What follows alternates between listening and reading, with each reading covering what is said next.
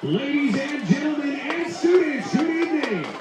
Please welcome to the field the 2021-2022 edition of the Elizabethtown Area High School Marching Band. This year, our band is under the field leadership of head drum major Max McCloud, assisted by drum majors Elise Hayden and Kendall Creason. Our band is led by director Stephen Barrowplum, assistant director Gerald Musket, percussion instructor Glenn Letts, color guard instructor Jamie Barrett, and majorette instructor Heather Hartso. Drill designed by Dr. William Stoneman. Elizabethtown drum majors, if you please.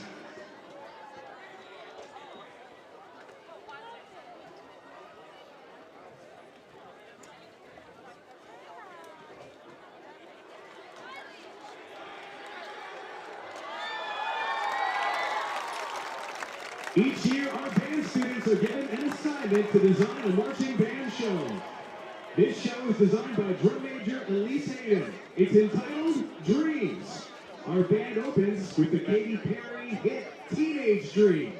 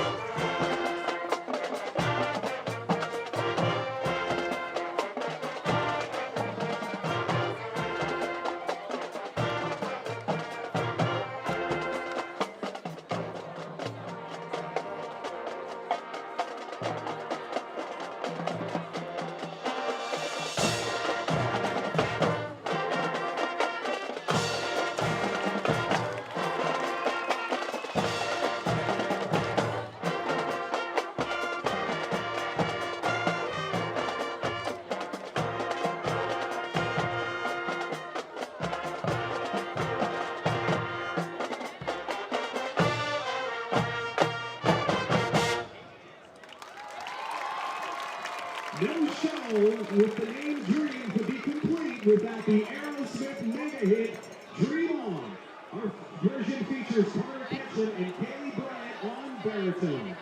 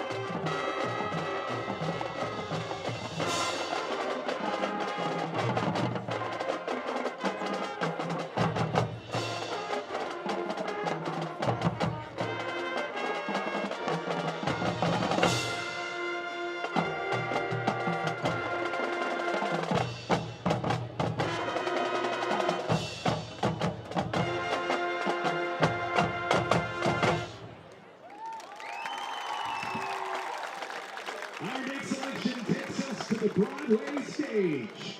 Here's I Dreamed a Dream from Les Mis, featuring soloists Mara Conley on horn and Tristan Lentz on trumpet.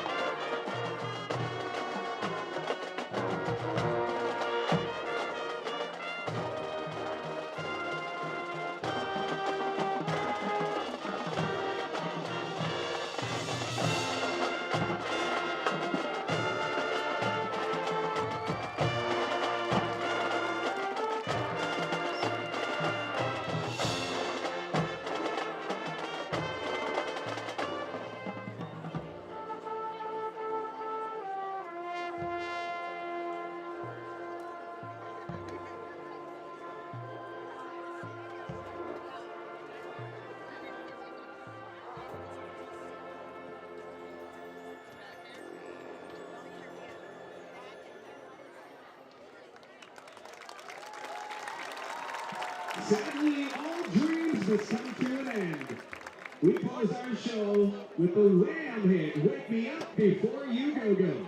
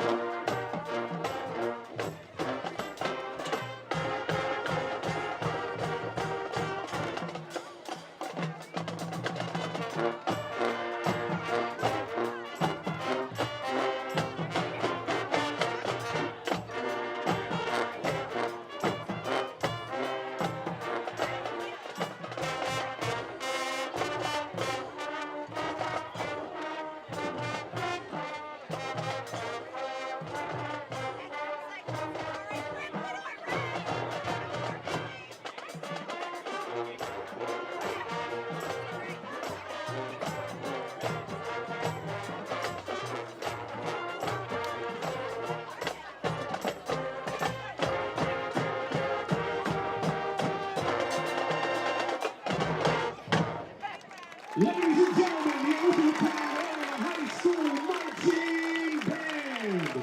We hope you've enjoyed our dream show. And we'd like to thank the Elizabethtown Area School District Administration and School Board for their continued support of musical excellence.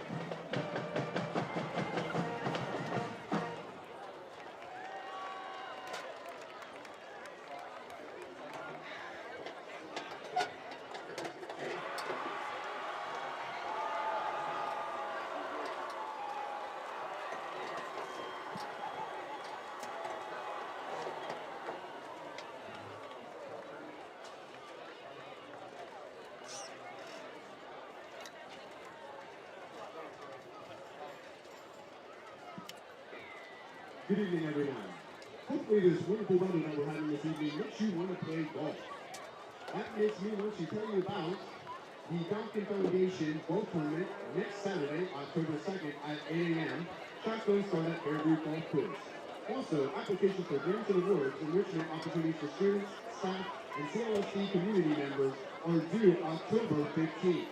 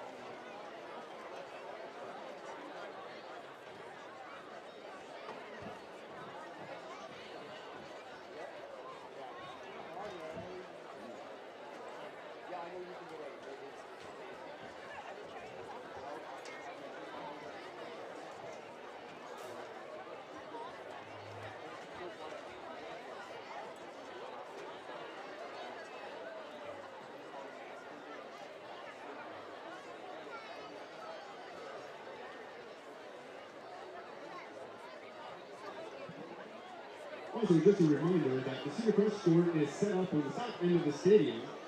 They have great alumni clothing and Under Armour clothing for everyone. The store accepts cash, check, Venmo, and Zelle for your payment options. And the music aids are selling Chick-fil-A sandwiches for $6 and chili with cornbread for $4. That is located also at the south end of the stadium, and it's while the supplies last.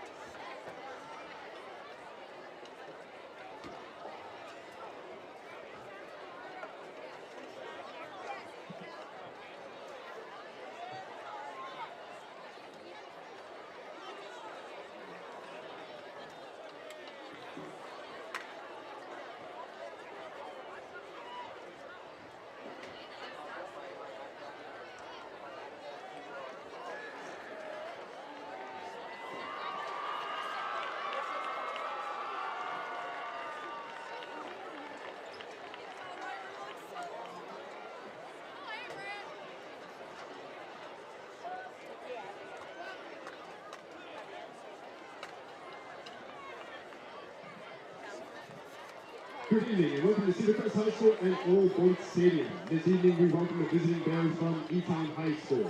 As a member of the ranks to 11 League, Cedar Crest High School supports the league's Be Loud, Be Proud, Be Positive initiative for spectator behavior. We expect good sportsmanship from all spectators. We expect you to be proud of your team and to cheer loudly for them. We believe that high school athletics are an extension of the classroom, and everyone is expected to support student athletes, coaches, and officials in a positive and respectful manner. There are some reminders pertaining to spectator behavior this evening. Only 2 members and designated personnel are permitted on the playing surface. Abusive and inappropriate language, negative gesture, and taunting are all prohibited. In addition, noisemakers, whistles, cane held banners, or signs that throwing objects onto the playing surface are also prohibited. Please remember those food or drink are permitted on the track. Cedar Crest High School is a drug-free faculty campus. Offenders of any of these policies will be escorted from the premises. Finally, on behalf of the Cedar Crest administration, teaching and coaching staff, we thank you for your cooperation and hope you enjoy tonight's athletic event.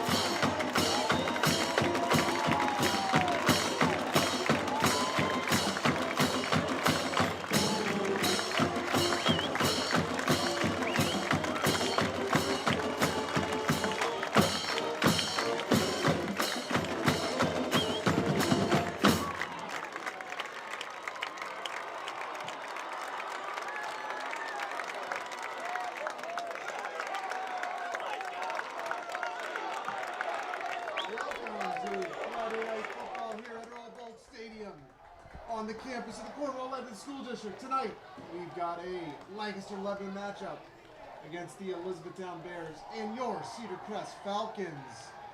Tonight, the Falcons will be in the gray. They were let out of the tunnel from the locker room by Levi Haynes. The Bears will be in the white uniforms on the far side of the field. With me in the booth tonight, Coach Tommy Smith. Coach, should be a good one. Should be a good one. Falcons coming in 2-1. They're off last week. And E-Town Bears currently 2-2 in their 4-game stretch. So should be a good one. Looking at the statistics today, teams matched up very, very well. So looking for a good night here at Earl Bolt Stadium. All right, we're going to pause for the national anthem, and then we will be back for the coin toss and kickoff.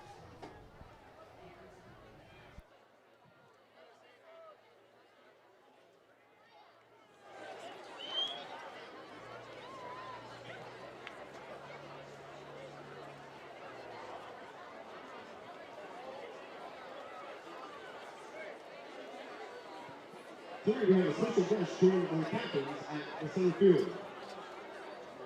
Joining the captains for the coin toss this evening is Levi Haynes.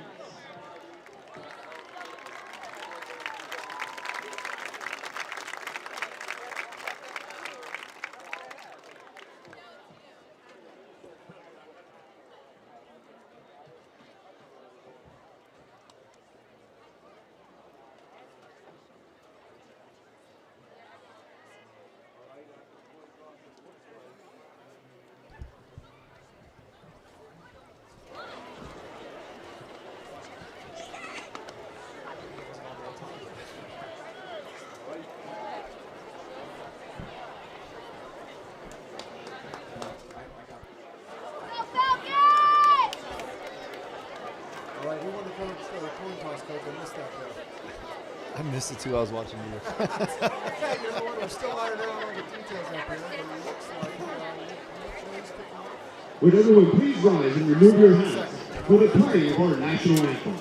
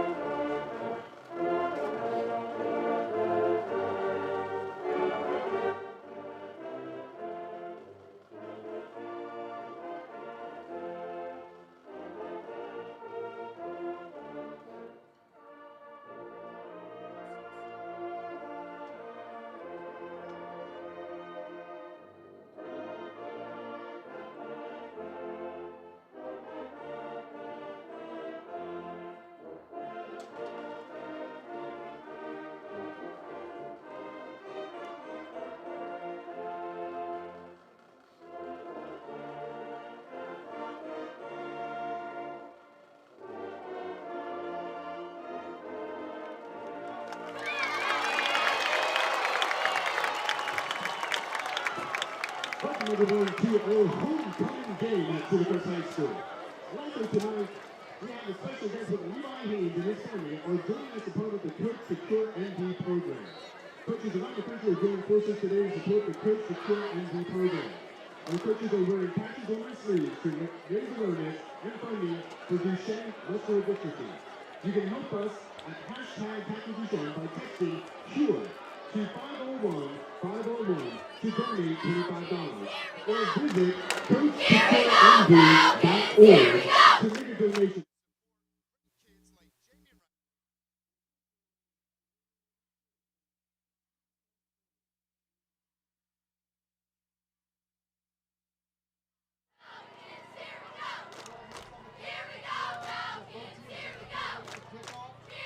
Looks like the Falcons will be kicking off and the Bears will be receiving.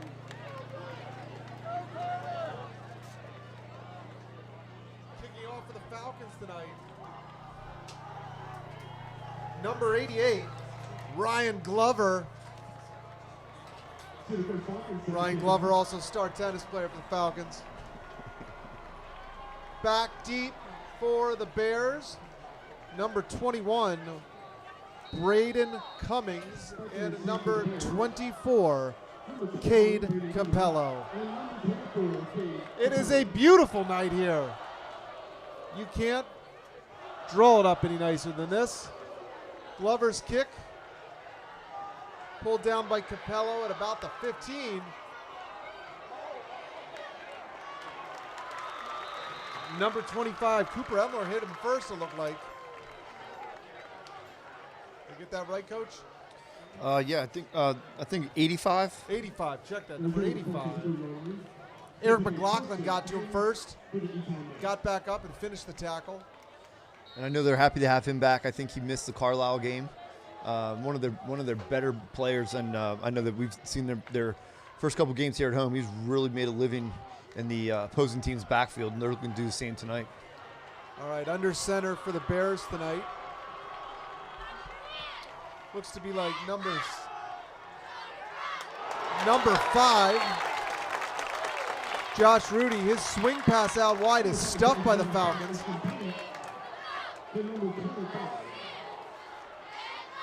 Looked like it was 24. Richards. Yeah. Again, one of the things that when you play Cedar Crest, you don't want to go side to side against their defense. Their linebackers run as good as any in the league. And, I think if you're going to attack this defense of Cedar Crest, you got to attack it going straight ahead. And, that, again, another one trying to stretch the perimeter there, and Richards is able to come up and make a play. Rudy hands the ball off in an end around to number 25, Brady Berlow. Again, 2 plays, 2 tackles for Richards. And again, E-Town right now is playing right into the hands of Cedar Crest. Cedar Crest wants them to go east and west, let their linebackers run to the ball and make plays. And they're behind the sticks here, 3rd and long. That's exactly how Cedar Crest drew it up. Looks about 3rd and 14, 3rd and 15, Coach. Rudy in the shotgun formation. Back to pass. Rudy rolling to his left. Actually had a nice little pass there, but well defended by the Falcons. Brings up 4th down. Nice 3 and out. Great way to start the game, get the ball into the Falcons' hands. That's exactly what Cedar Crest wanted them to do. East and west, let the linebackers run to the ball, get them in 3rd and long into a passing situation. Bears in punt formation. Number 50 to punt for the Bears. Angles into the right of the field. Unfortunately, I do not have a number 50 on my play sheet, so we'll have to identify the place kicker. Maybe that is Chaz J. Maurer. That's the place kicker listed on my roster, Coach. I don't know if he's also the punter. I did not.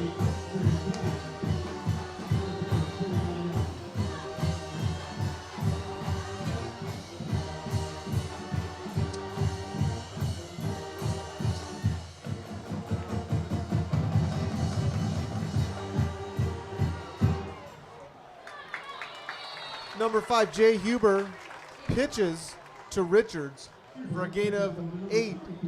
Good first play. Looks like Cedar Crest was trying to do a little bit what E-Town does, try to get the ball to the perimeter right there. Cedar Crest was a little more successful than E-Town was. I think that has to do with number 24 in the backfield. He's a special talent. Huber, the Falcons quarterback. Richards is the lone back. 4 receiver set here.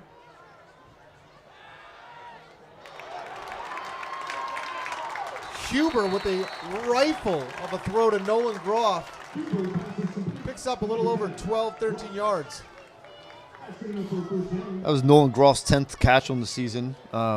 He's Huber's favorite receiver. Does a nice job working over the middle there, which not a lot of high school receivers like to do. And Nolan does a great job, made a living of it so far this year. Yep, stopped, found an open spot, and Huber hit him in stride, or right in the chest, I guess. Huber to Richards. Breaks through. Touchdown, Falcons. Aiden Richards from about 28 yards out gets the first score here tonight. Nice play off the left edge, Coach. Yeah, hey, it started with great field position because the defense did their job, made them punt. Started with the ball inside their own half of the field. 3 plays, touchdown. Couldn't ask for a better start for the Falcons. Kaler will be our holder for the Falcons tonight, number 41.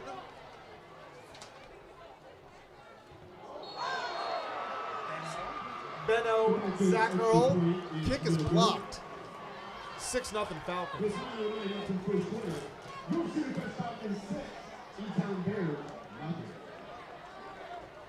I think that was just a start that Cedar Crest was hoping for. Tough game against Carlisle a few weeks ago, off last week. Didn't know if they were going to come out and be a little rusty or not, and clearly they weren't.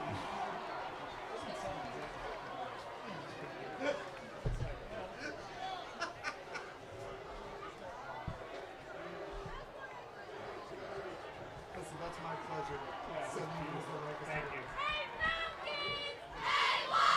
Thank you. I do get to that. Well, for those of you that do not know, it is homecoming night here at Cedar Crest. Stands seem to be a little extra packed. The student section is riled up. It seems to be USA theme. Always a good theme for a student section. Nice to have football back after the Falcons were off last week.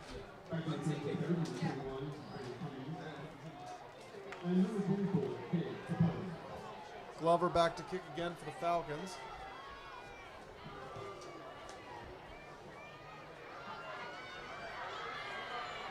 Number 21 for the Bears.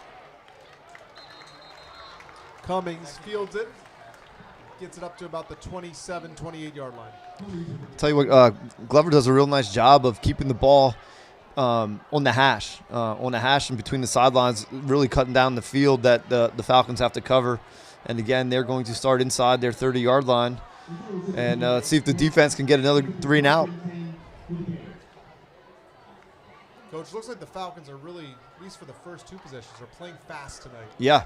And again, I think the way that E-Town's calling their game so far, it allows the Falcons to play fast. Again, they want to run. Cummings. They want to get them going side to side. Nice. As you were saying, the Bears' first possession, they were going side to side. That one right up the middle. Cummings for about 14 yards.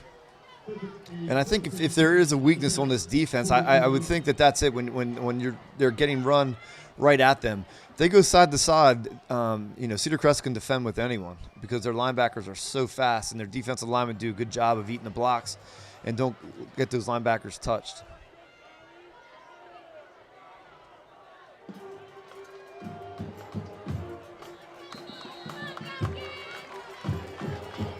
Couple yards in the play there, 2nd and 8.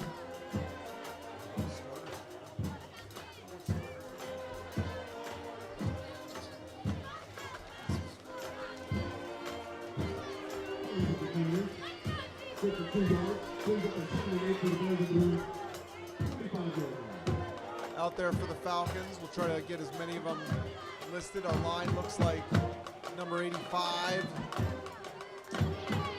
Eric McLaughlin on the left edge there. Number 40 on the right edge, Coach. Is that who that is? I think it's number 10. I think that's Groff. It's Groff on the right edge.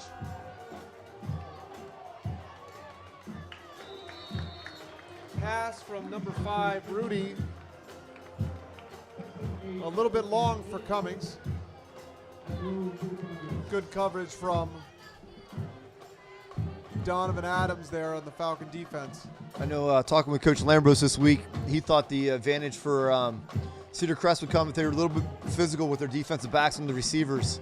And it looked like number 2, Donovan Adams, was real physical right there with the E-Town receiver. Threw off the timing of the route. Kaler also close on the play there.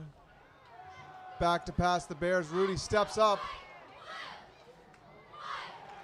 Steps up right to the line of scrimmage. Rudy throws a ball. Certainly looked uncatchable from me, but there's a flag on the play. Yeah, tough call. It looks like they're going to get Kaler for pass interference. I don't know. He had every right to go for the ball, and looks like he arrived. The ball was just over both their heads. I'm not sure I like that call. That is pass interference on the Falcons. Falcons be backed up another 15 yards. I personally thought Kaler had played it perfectly there. I don't know what else you could tell him to do. Well, that's a 1st and 10 for the Bears on the 41-yard line.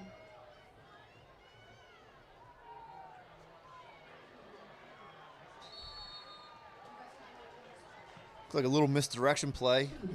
Yep. Rudy handed off to number 25. Brady Brault. Apologize if I didn't get his name right.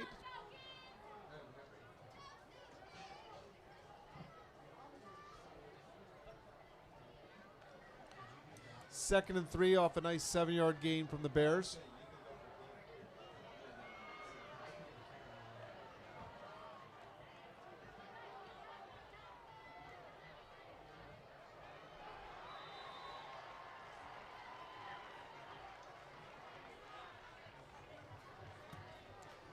First down for E-Town. Up the middle again, number 24. Cade Capello with the carry. It's a shame that Cedar Crest had to stop, and again, questionable pass interference call keeps the drive alive, and now E-Town gets another first down, and they are inside the Cedar Crest 30. Yep, 1st and 10. Ball right on the 30. 6:21 to play. Wide open, number 25. Brault in the flat. About the 15. Looks like he lined up in the backfield, and one of the linebackers looked like they may have missed their assignment. He was wide open and was able to turn it into a nice 15-yard gain. Nice pass from the junior quarterback, Josh Rudy, there to hit Brault in stride to get some extra yards. 1st and 10 again for the Bears. Ball on the 16.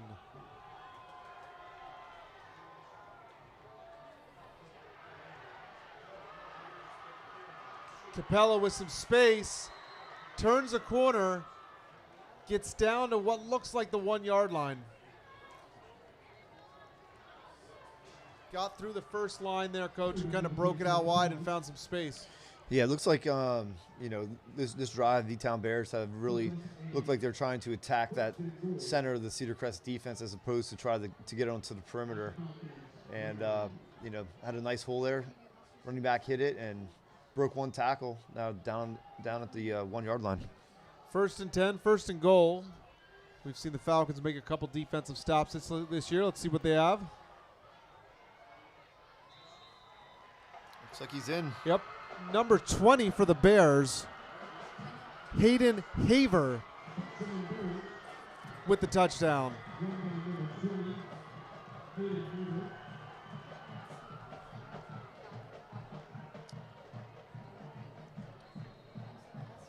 Our place kicker for the Bears tonight is number 9, Chaz Maurer. Rudy to hold.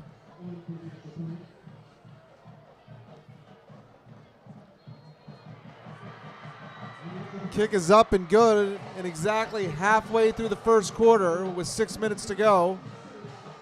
It is the E-Town Bears 7 and the Falcons 6. Got ourselves a football game here. Both teams trading blows. Cedar Crest gets the ball back here to see what they can do on their offensive side of the ball. Made it look easy the first series. 3 plays and touchdown. Let's see if they can have some of that same success here. E-Town had a nice win last week over McCaskey. Currently 2-2 on the season. They opened up with a win, I guess, versus Donegal.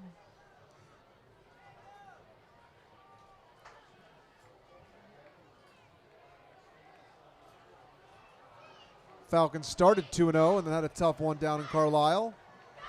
Looking to rebound. That's a tough road trip. It's a long trip. Carlisle has a nice football squad this year as well, and I'm not sure Cedar Crest played their best game.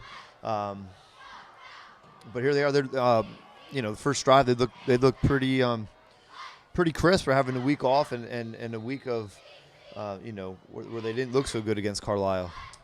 Maurer with the kickoff. Ball goes over number 6, Isaiah Gonzalez's head for a touchback.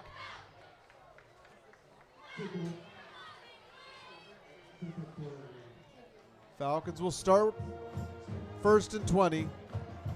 1st and 10, ball in the 20.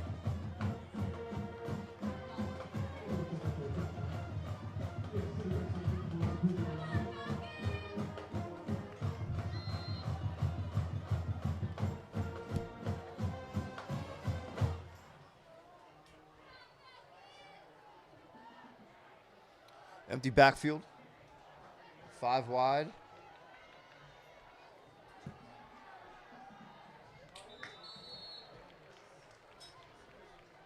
Nice throw from Huber to number 3, Owen Chernich. Gain of about 4. Good play on first down. You want to stay on schedule. Getting 4 yards on first down, is what you're looking for, and put yourself in position where you get to 3rd and short, and you have your entire playbook to you. I think that's important for the Falcons tonight. 2nd and 6. Hand off to Richards. He's got some space at the edge there. First down, Falcons. Nice run for Richard for about 8 yards there. I'll tell you what, that was a long stretch, and the receivers on the top side did a great job of holding their blocks and allowing Richards to turn that corner and get a first down. That is a tough, long block for those receivers up top, and they did a heck of a job right there.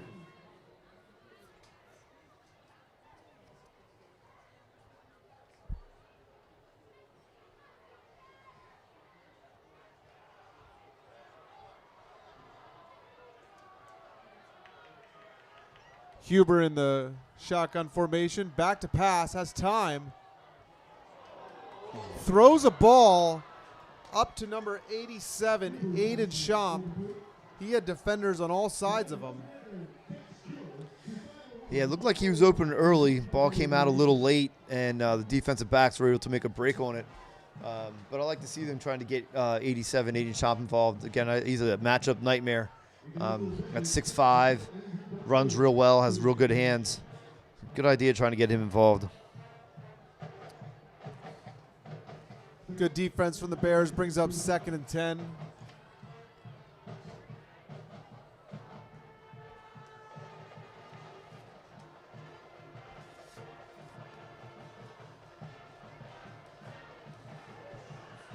Richards tries to get the edge on the right side this time, but the Bears sniff that one out and stop him for no gain.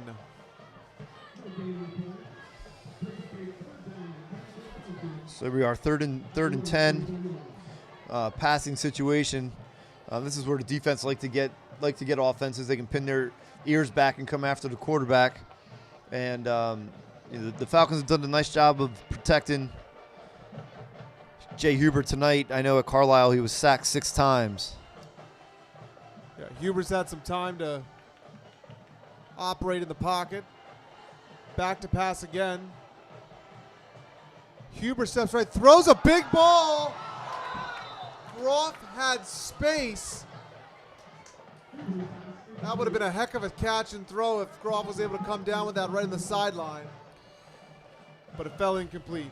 Yeah, I'll tell you, Huber did a nice job extending the play, breaking the pocket, keeping his eyes downfield. Groff gets behind the defense, and it was just missed. Heck of an effort. The Falcons will punt. Nolan Groff is the Falcons punter. Number 24 for the Bears. Capello calls for a fair catch. It'll be 1st and 10 Bears ball on the 34.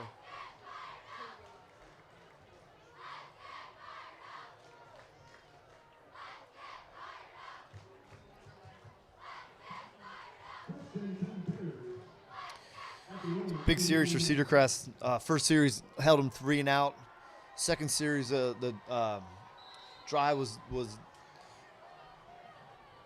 kept alive by a questionable pass interference call and eventually ending up in a touchdown for E-Town. Let's see what the Falcons can stiffen up here. Rudy steps up, and he is taken down in the backfield.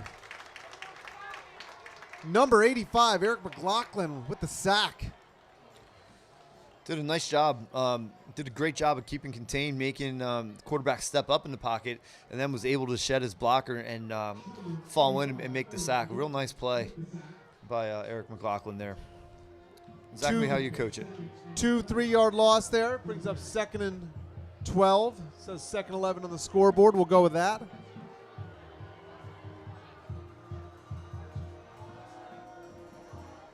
Oh, E-Town threw the ball right over the middle to number 21, Cummings. Richards was there to break it up. E-Town's really putting the ball in the air a lot here. Statistically, Cedar Crest has done a real nice job of pass defense, only allowing 93 yards per game, as opposed to 170 yards a game on the ground. And again, it looks like E-Town's play calling is falling right into the hands of Cedar Crest strengths.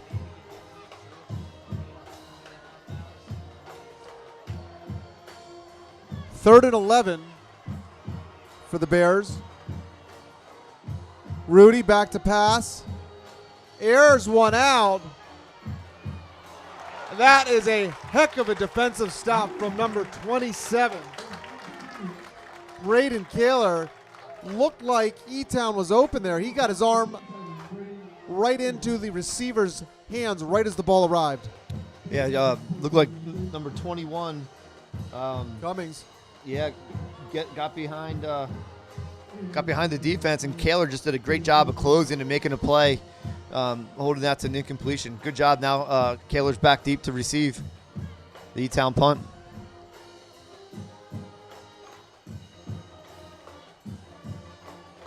E-Town's punter, number 50. Very high in the air. Takes a E-Town roll and gets down to about the 34-yard line. All right, good stop on Falcons defense. Again, another 3 and out.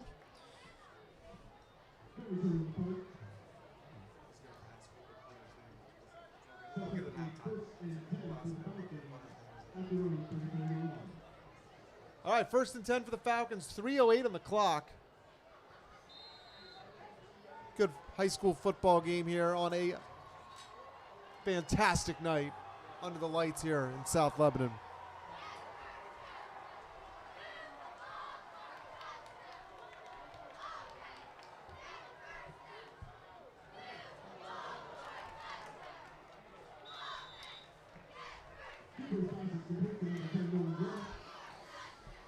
Falcons get a cup yard. Go ahead, Coach. I was going to say, Cedar Crest looks to be also challenging E-Town with the pass here.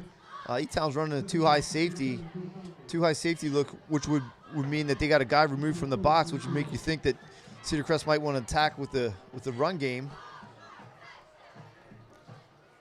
2nd and 7. Huber, the quarterback. Hands off to number 6, Gonzalez.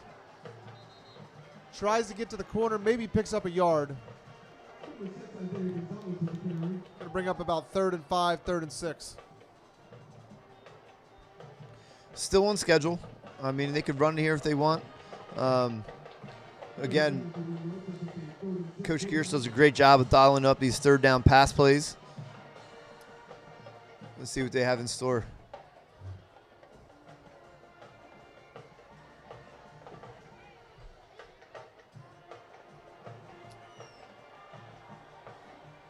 Gonzalez in the backfield with Huber. 3 receivers to the near side. Nice job by Groff, who gets just past the sticks, turns around, sits down, finds the ball right in his lap. Fantastic job in the zone, just sitting down, finding the hole, showing his numbers, and Huber puts the ball on him. Great catch, just right past the sticks. Great job. Offensive line doing a nice job for the Falcons, giving Huber time in the pocket. 1st and 10 Falcons, ball on the 46.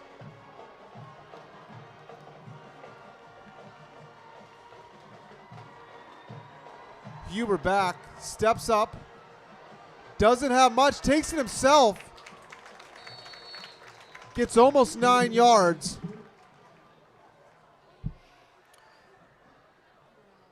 Does a nice job stepping up in the pocket. He does a great job of stepping up in the pocket and keeping his eyes downfield. Doesn't find a receiver, so he decides to tuck in and run. And unfortunately, looks like there's a flag on the play, which is going to negate a nice 9-yard pickup.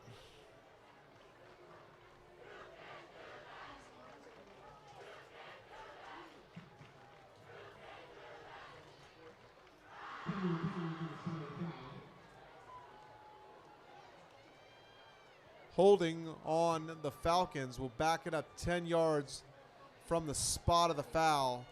That's going to put them at about 2nd and 22. Yeah, it's a tough penalty right there. It's a spot foul, so it's behind the sticks, so they take it from the spot of the foul back 10 yards. Cedar Crest has done a nice job this year. They only have that was their 13th penalty on the season. They're averaging about 4 penalties a game, which isn't bad compared to E-Town's 26 in 4 games. So,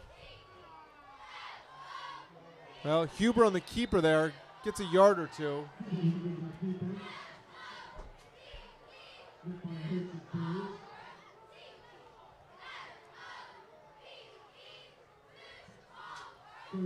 Second and 21.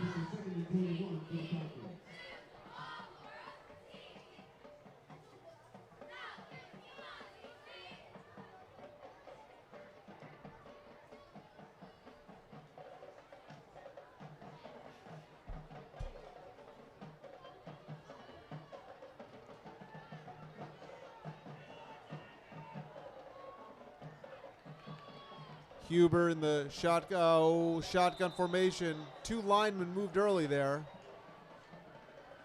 False start on the Falcons going to make this even tougher.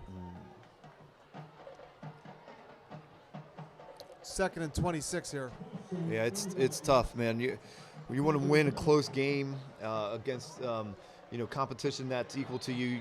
You need to make less mistakes than them. And on this drive, the 2nd penalty, their 3rd penalty already in the first half.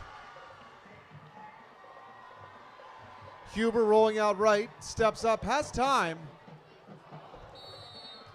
Rifles one back to Kaler, who was coming back to the ball. Brings up 3rd and 26.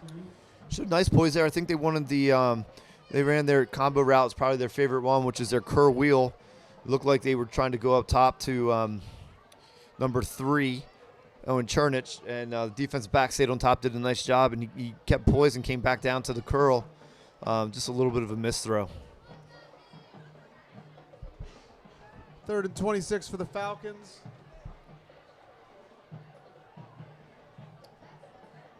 Wide receivers split. Huber in the shotgun. Tight ends come off the edges. Huber throws a nice ball just through the outside hands of Groff there. It's going to bring up 4th and 26. Good route, good ball. Just maybe a step in front.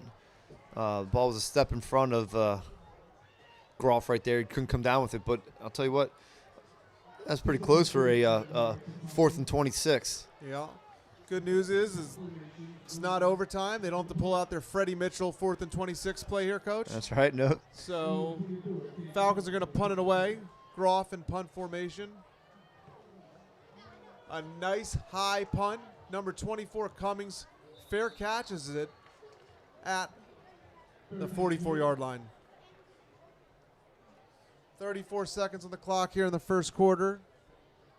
With the score, Falcons 6, Bears 7.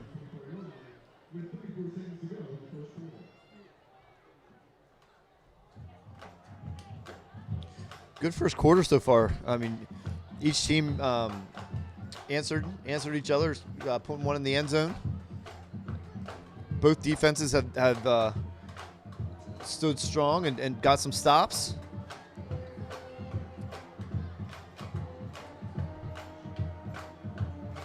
Rudy's still the quarterback here. Hands it to number 24. Capella, who is stopped maybe at the line of scrimmage, might fall forward for one. Looks like, go ahead, Coach. I said, looked like it was number 26, Trayvon Zerby. He looked like he was just fired out of a cannon up there to make that tackle for a loss. Real nice play. Yep, the spot is definitely behind the sticks there, so it's going to be 2nd and a long 10.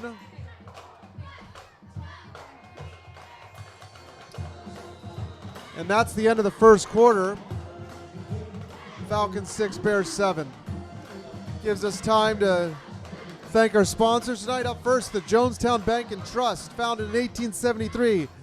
JBT, the local company, independent community bank with 14 locations in the surrounding Lebanon area, Lancaster and Berks County. JBT, helping local residents and families and businesses bank on a smile.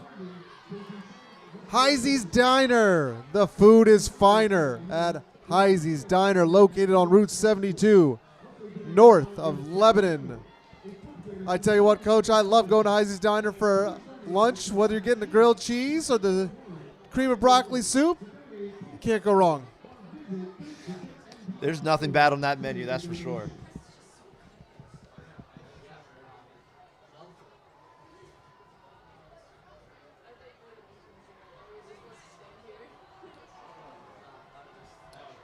Also, I'd like to take a moment to thank the Falcon Foundation, who has been serving the Cornwall-Lebanon School District for more than 20 years, providing support to the largest projects within the district, such as the planetarium and field house, as well as student and staff enrichment opportunities through grants and award programs.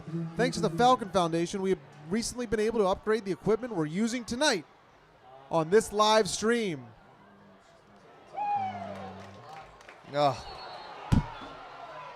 Well, as I was halfway through the Falcon Foundation, the Bears threw a ball right over the middle that certainly looked like the Falcon defender broke on it to make a great play on it. Flag on the play. Again, I think that was your second questionable pass interference call. It looked like he came through and arrived at the same time as the ball. Number 3, Owen Chernich. Again, if I'm Coach Lambros, you can't coach it any better than that. Can't coach it any different.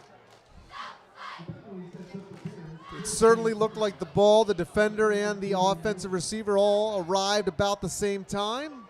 The officials saw it differently, and it's 1st and 10 Bears. Hand off to number 22 for the Bears, Logan Lentz. Bears have used about 4 different running backs so far, Coach. Yeah, again, looking at the stats coming in, they have, 4 running backs with 20-plus carries. That's pretty pretty remarkable to have 4 running backs that you can count on share the ball a little bit. 2nd and 7 for the Bears. Lentz with the carry again. Flag comes from the head official behind the quarterback. Holding on the Bears. Yeah, there we go.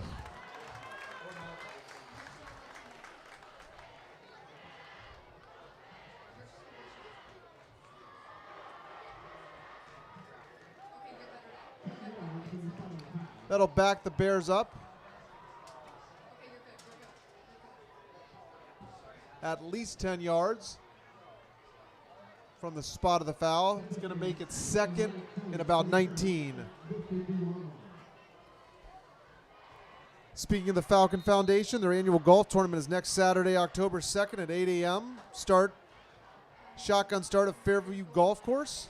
This is the largest fundraiser each year for the foundation. Find out more about donating to the foundation or register for the October 2nd golf tournament by downloading an application from Grants and Awards by visiting the Cornwall Lebanon School District website. Click Falcon Foundation under the Quick Links menu. Rudy back to pass, steps up. Richard runs him down, but not after a 9-yard gain from Rudy. Going to bring up about 3rd and 10. Richards did a nice job vacating his past zone responsibilities coming up. Looked like the quarterback had a lot of room to run, and Richards certainly closed fast and was able to hold that to a 9-yard gain when it looked like it could have been a larger gain. Nice job from Richards to keep Rudy from getting more yards.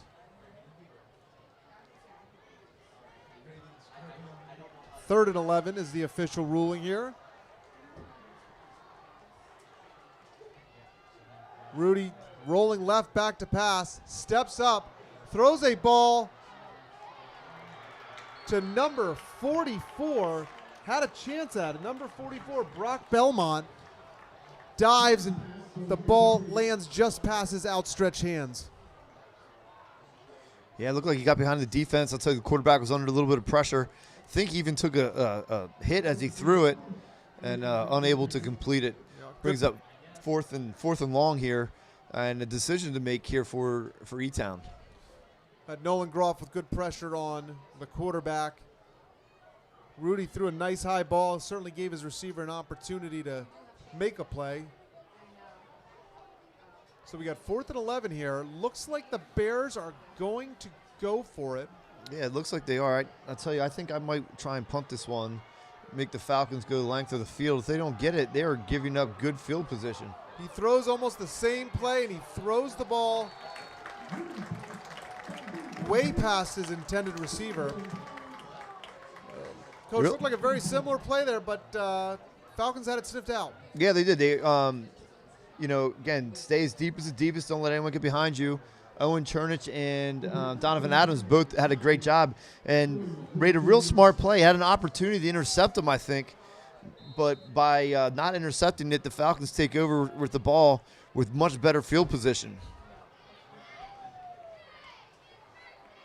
We'll see if that makes a difference. It's going to be 1st and 10 for the Falcons. Ball on the 42. Huber gives it to Richards. Gets about 5-6 in the carry.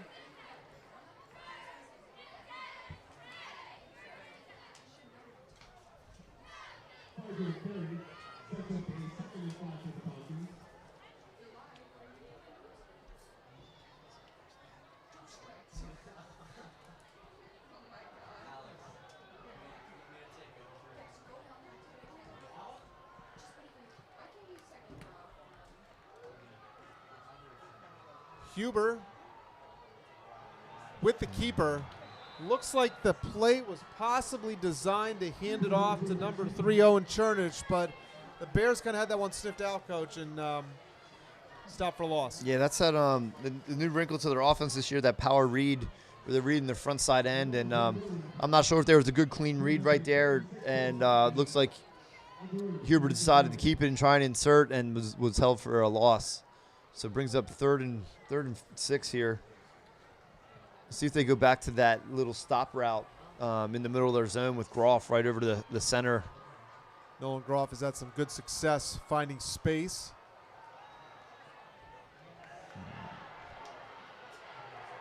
Huber steps up in the pocket there, but stepped right into a Bear defender. Looks like number 54 for the Bears on the play. Jonathan Riley Runnels, senior, makes a nice tackle. And a quick 3 and out for the Falcons, coach. Brings back punter Nolan Groff. Yeah, I'll tell you, they had a good field position after the incompletion on 4th down by E-Town, and weren't able to do anything with it. Groff, a line drive punt, sails over the Bears receiver's head, kick returner's head, gets all the way down to the 5. Heck of a punt from Groff. You're looking at a quick math here, 45 yards plus another 20. That's a 65-yard punt, coach. Yeah, it's a nice job, and I'll tell you what, really changes the field position. And that's what I thought E-Town would have done on their last possession, tried to pin the Falcons back. When you got an even game like this, field position is so key. And, now E-Town has to go 90 yards for a touchdown. I don't see them doing it. Well, nice job by the special teams and the special teams coach here from the Falcons to pin the Bears back within their own 10.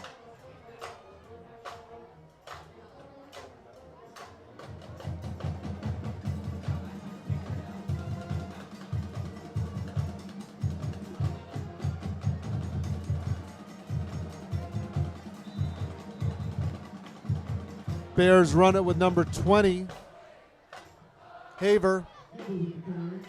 Couple yards on 1st down. Brings up 2nd and short, about 2nd and 2 here. See if E-Town tries to take a shot. Good town to take a shot on. 2nd and short, maybe some type of play action pass. They've liked to throw the ball tonight.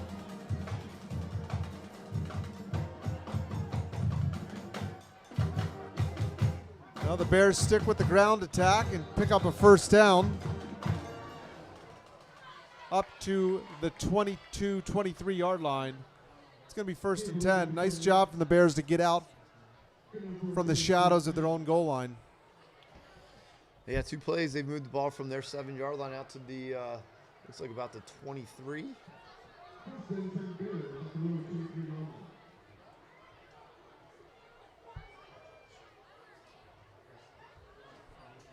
6:36 on the clock.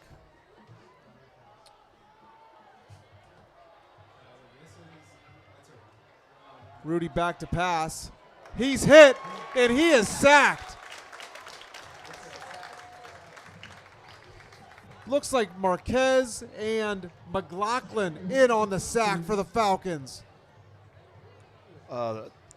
Fernando Marquez, normally a defensive end, was moved back to a linebacker for this week, and looks like Coach Lambros dialed up a blitz, and Fernando Marquez just ran through the blocker and tackled the quarterback for a quarterback sack. Real nice play. 2nd and 19 for the Bears.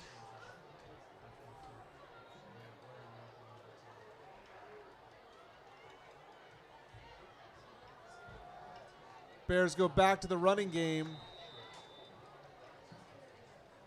Only a yard or 2 for number 24, Capello, but flag on the play. It's in the area of holding. And that is the call. Holding on the Bears.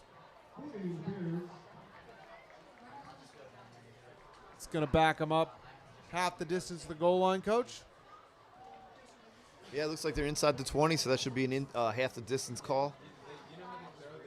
And they are certainly, looks like Cedar Crest declined it, which isn't a bad idea to bring up 3rd down and long. Yeah, they were already 2nd 19, so it was either going to be 2nd and about 23, 4, or 3rd and 19.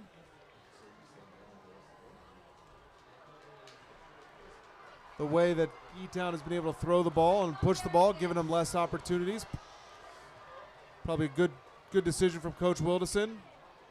Rudy steps up, finds space. It's going to bring up about 4th and 7.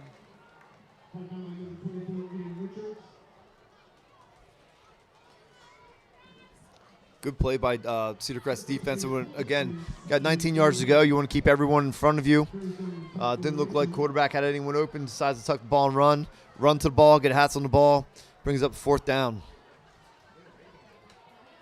Cedar Crest is going to get good field position with about 4.5 minutes to go in the first half.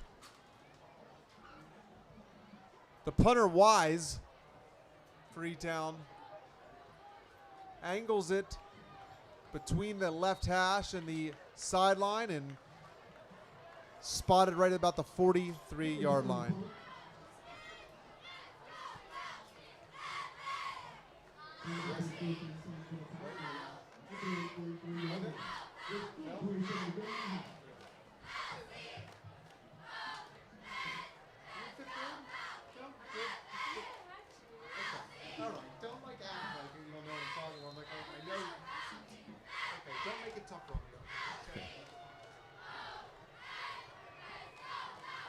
All right, 1st and 10 for the Falcons. Ball on the 43.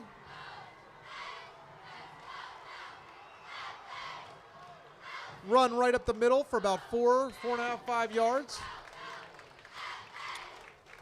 Looks like Cedar Crest has brought in Alex Abreu. Kind of their change of pace running back. Gets his first touch of the day. Goes for a nice 5-yard gain. Certainly, if Alex can find some space, he's a kid that can find some yards. Yeah, he's certainly real explosive in the open field, and they've done a nice job this year of putting him in place to be successful.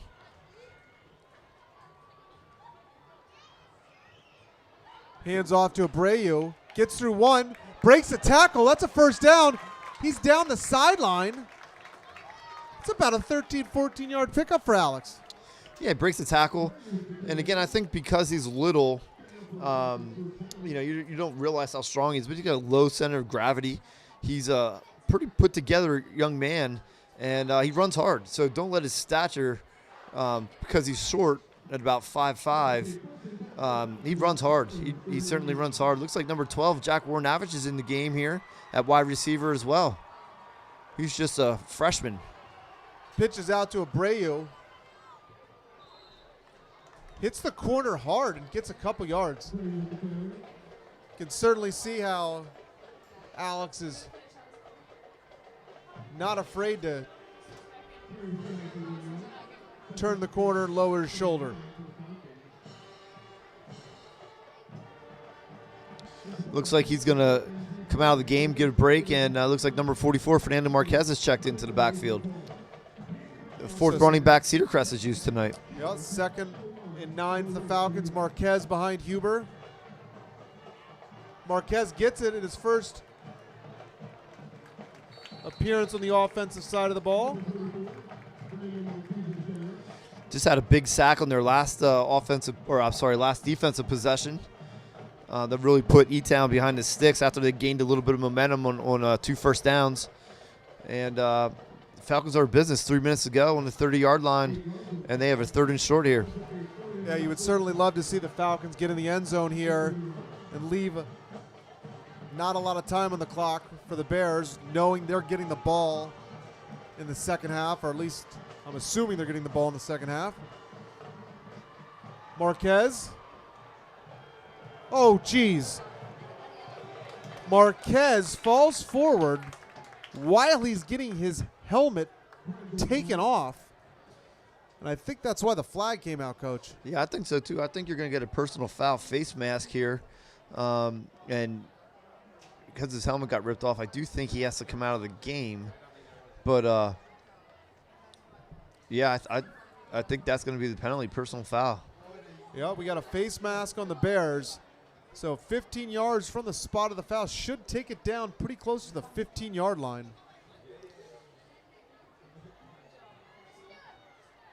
Certainly a lot of energy from the Bears defense there, but you can't Can't take another guy's helmet off. No, just on a smart play. I mean, it looks like Marquez was on his way down. Nothing wrong with getting in on the tackle, but to grab his helmet and face mask, just not a very smart play. Takes it down to the 17-yard line. And maybe 18, 19-yard line. 1st and 10 Falcons. Abreu back in the backfield. Nice little fake pitch from Huber. Uh-oh, we got a scramble. I don't know if that's just pushing or if the ball was loose. Looks like the ball may have came loose, but I think it was after his forward progress is stopped, which ends the play. And looks like the Falcons are in business here. I think we're going to get a 1st down and goal. Yep, 1st and goal. Ball just inside the 5-yard line. Nice little ball fake from Huber. Bought himself a little bit of space there. Looked like everyone thought he was going to pitch it to Abreu to get on the perimeter. And this no. time he does pitch it to the Abreu. The ball is on the ground. It's still on the ground. It looked like the Bears had it easily, and they do. Falcons don't come away with any points after a really nice drive. Costly turnover, first of the game for either team, and it's going to be 1st and 10 Bears. Yeah, that was tough. I don't know what happened. Looked like it was a decent pitch. Looks like maybe just dropped it. Maybe took his eyes off of it. Brady took his eyes off of it, trying to find out where he's going to pick his running space, and just dropped the ball. Killer turnover inside the 5-yard line. So with 1:47 on the clock in the 2nd quarter, the Bears now hold the ball. See what they do here. If they stick with the ground game. Now the Falcons, I think, have 3 timeouts left. I wonder if they're going to, while they have them pinned back down here, if they're going to use timeouts and maybe try and get the ball back. Looks like they're going to sit on them right now.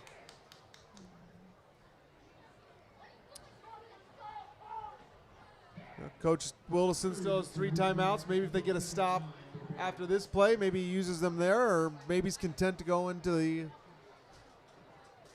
locker room. Yeah, it looks like that's what his plan is. Let him take his timeouts into halftime with him, and don't let anything crazy happen here. And another run for the Bears. Nope, there he goes. Takes the timeout. So Bears are going to have to do something here on 2nd, or check that. It'll be 3rd and 8. 3rd and 5. I'd assume if they get the stop here, Coach Wilderson will take another timeout, and then they got one in the holster. Yeah, this is a big play here. This is a big play, both sides. If the Falcons can get a stop and get the ball back, they'll have plenty of time to, at the very least, move into field goal range.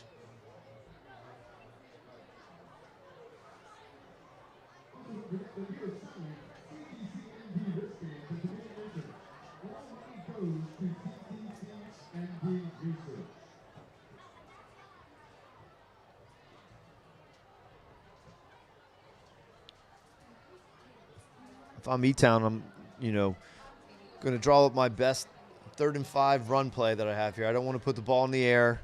I don't want to risk an interception. I don't want to risk an incompletion to let the Cedar Crest keep both of their timeouts in their pocket. Make them use it, at least their 2nd timeout. And then hopefully they get a 1st down, and they can probably bleed the clock then. Or maybe start using some of their own timeouts, maybe try to score here. But, again, I don't think they want to put the ball in the air right now with risk interception and or sack, fumble, or an incompletion at the very least. Sure. Hand it off right up the middle. It's going to be close. It's going to be close. We're going to see what kind of spot the officials give. Looks like he got it. Yeah, the far Judging by the official far. is a yard past the 1st down marker. Nice cut back from the Bear running back to get that extra 2 yards and keep the sticks moving and the clock moving. Looks like we'll have to run one more play here.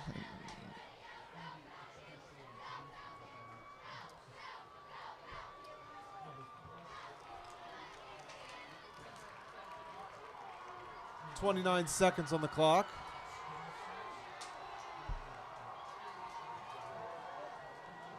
E-Town throw goes up top. Taking a chance. 19 seconds left, just trying to get something down there, see if they can get behind the defensive back. So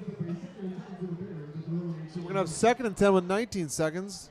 Coach, what do you think? Does E-Town take another shot or two, or are they content being up 1? Guessing by their game plan so far, I'm going to guess that they're going to take another shot. If it was me, I think I'd put the ball on the ground, get into halftime, take the lead. I think only bad things can happen. I think you're not in your favor of taking a chance here. And there they do. Yeah, put the ball on the ground. And Bears run it for about 7-8 yards. Doesn't look like anybody's in a hurry to take another play. So the clock will wind down, and we'll go into halftime with the Bears up 7-6. With the way the game started, I wouldn't have believed that the difference in this game was going to be the blocked extra point on Cedarcrest's first possession. But after a score and a score from each team, defense has stand tall and gotten stop after stop, and halftime 7-6. Yeah, you're exactly right, Coach. Kind of started off quickly on the offensive side, and then the defensive settled down. We're going to take a break here as we go into halftime. I think we have a 15, maybe a 20-minute half. Check that 18-minute half with the homecoming festivities here at Cedar Crest. Come back in about 18 minutes for the rest of the game. Don't forget that our game is brought to you tonight by JBT, founded in 1873. The Jonestown Bank and Trust Company is a local independent community bank with 14 locations in the surrounding Lebanon, Lancaster, Berks County. JBT, helping local residents, families, and businesses bank with a smile. Also, Heisey's Diner. The food is finer at Heisey's Diner, located on Route 72. I tell you what, when you get in there at the evening, you go into the back room, you get some TVs on. They might have the game on. Maybe the guy's watching some Ryder Cup. Maybe you're having a Salisbury steak. I don't know. But I know if you're at Heisey's Diner, you're enjoying some good food, some good company at a good price. We'll be back for the second half. 20 minutes.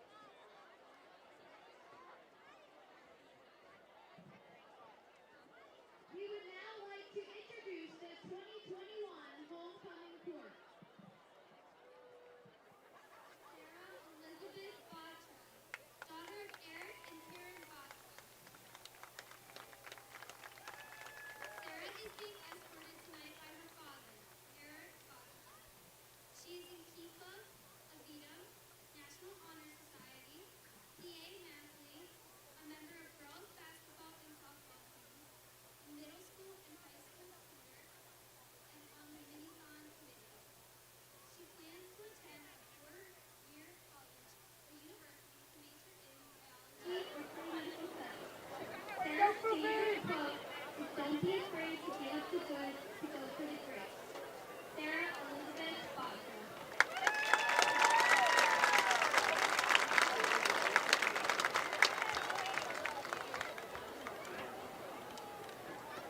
Sydney Noel Black. Daughter of Wade and Jen Black. Sydney is being escorted tonight by her father, Wade Black. She is the social media coordinator for National Honor Society, a member of Key Club, Big Star Little Star, Prom Committee, Yearbook, Captain's Council, and plays on the softball team. She plans to attend a four-year college. Sydney's favorite quote is let your smile change the world, but don't let the world change your smile. Sydney Noel Platt.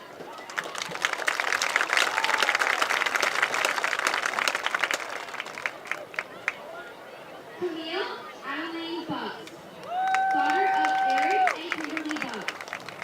Camille is being escorted tonight by her father, Eric Bucks.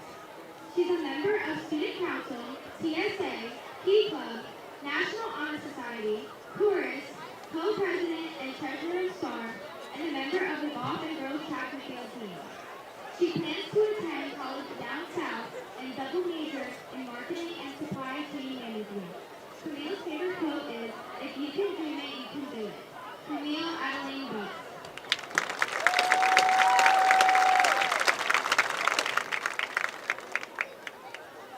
Mallory Celeste Dieterich, daughter of Brian and Amy Dieterich. Mallory is being escorted tonight by her father, Brian Dieterich. She is on the girls' varsity basketball and softball teams, a member of yearbook, Key Club, Big Star Little Star, and Captain's Council. She plans to attend a university and major in occupational therapy. Mallory's favorite quote is, "Enjoy every moment of your life. Life is too short to waste on grudges. Laugh when you can, apologize when you should, and let go of what you can't change." Mallory Celeste Dieterich.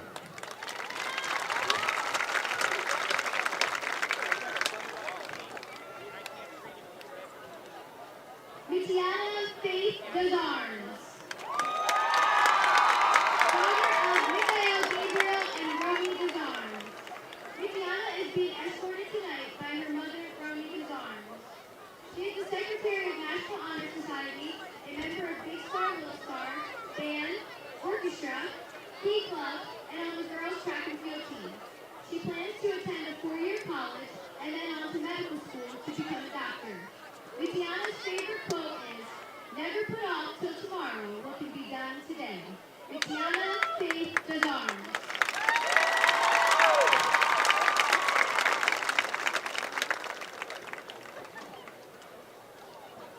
Faith Heidi Erickson, daughter of Nate Erickson and Jennifer Runyon. Faith is being escorted tonight by her father, Nate Erickson. She is a member of the varsity and competition cheerleading team, National Honor Society, Key Club, Mini-Thon, and an Avita leader. She plans to attend a 4-year university and major in marine biology. Faith's favorite quote is, "Never look down on someone unless you are hoping them up." Faith Heidi Erickson.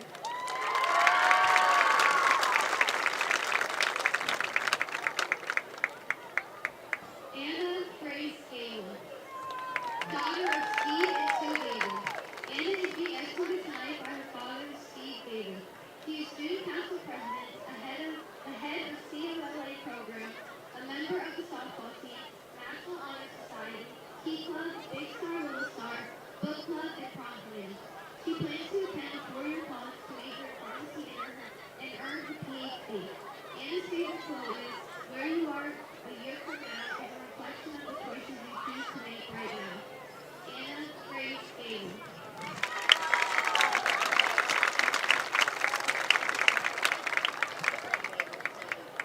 Jaden Michaela Garcia, daughter of Jesus and Jennifer Garcia. Jaden is being escorted tonight by her father, Jesus Garcia. She is a member of the varsity and competition cheerleading team and president of Pep Club. She plans to attend a 4-year college to major in psychology and minor in criminology. Jaden's favorite quote is, "Take every chance you get in life because some things only happen once." Jaden Michaela Garcia.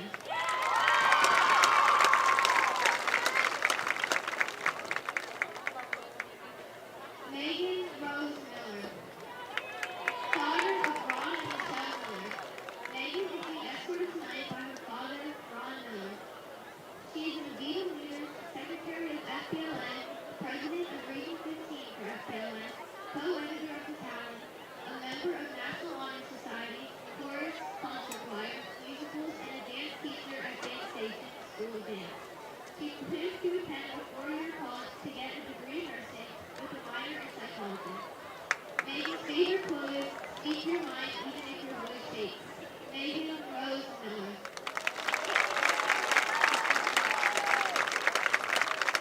Carolina Orta. Daughter of Juan Carlos Orta and Caroline Ortiz. Carolina is being escorted tonight by her father, Juan Carlos Orta. She is Vice President of the Class of 2022, Social Media Coordinator for Minnetonka, co-captain of the field hockey team, a student ambassador, and a member of Key Club, Avita, and National Honor Society. She plans to attend a four-year college and study communication sciences and disorders. Carolina Cedar Crest, kind words can be short and easy to speak, but their echoes are truly endless. Carolina Orta.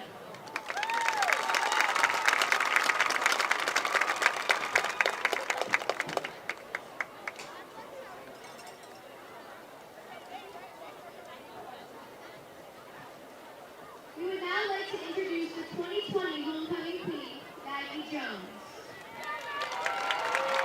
Maggie is being escorted tonight by her father, Charles Jones.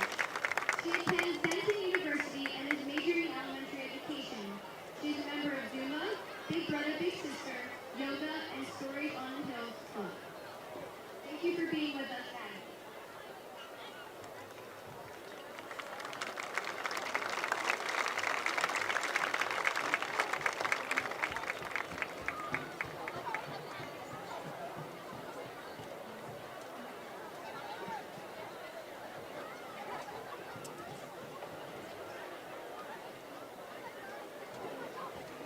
Now for the results.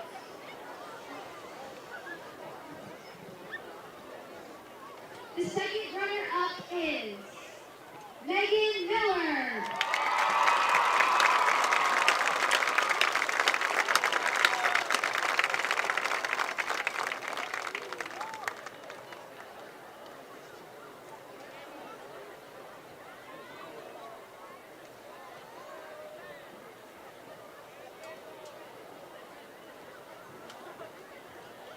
The first runner-up is Nikiana Duzar.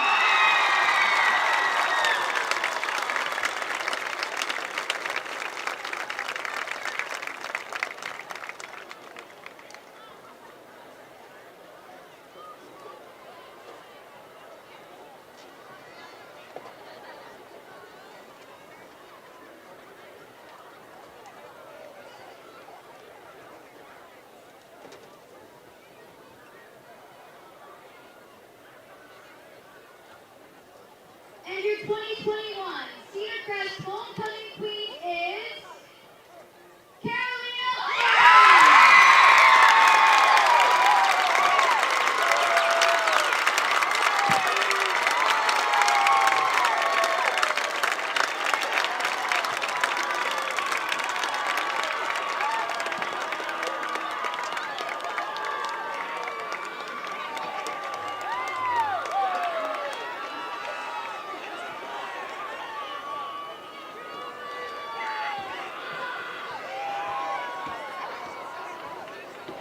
Thank you, ladies, and congratulations to all.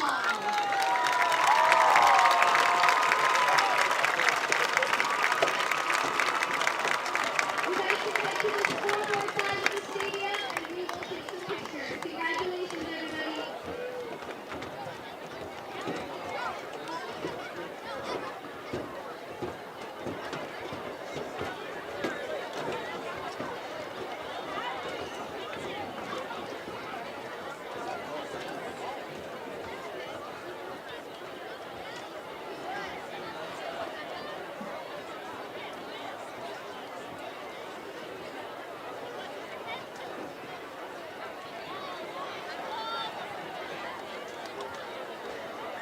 Just a reminder to look for those 50/50 tickets that support the Cedar Crest Biking Club.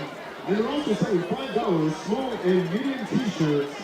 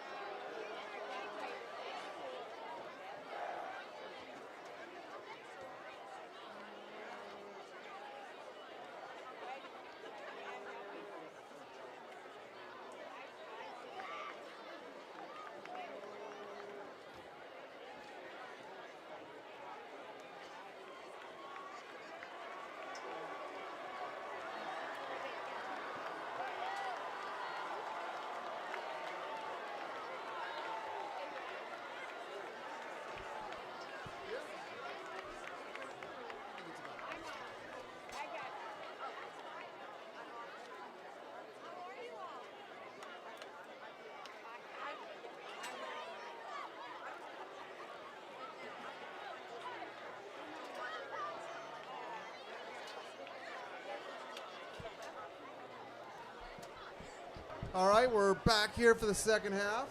Just a reminder that our game tonight and all the equipment here from the CCHS Today live stream team has been provided by the Falcon Foundation. The Falcon Foundation has been serving the Cornwall-Lebanon School District for more than 20 years, providing support to large projects within the district such as the planetarium and the field house, as well as student and staff enrichment opportunities through grants and award programs.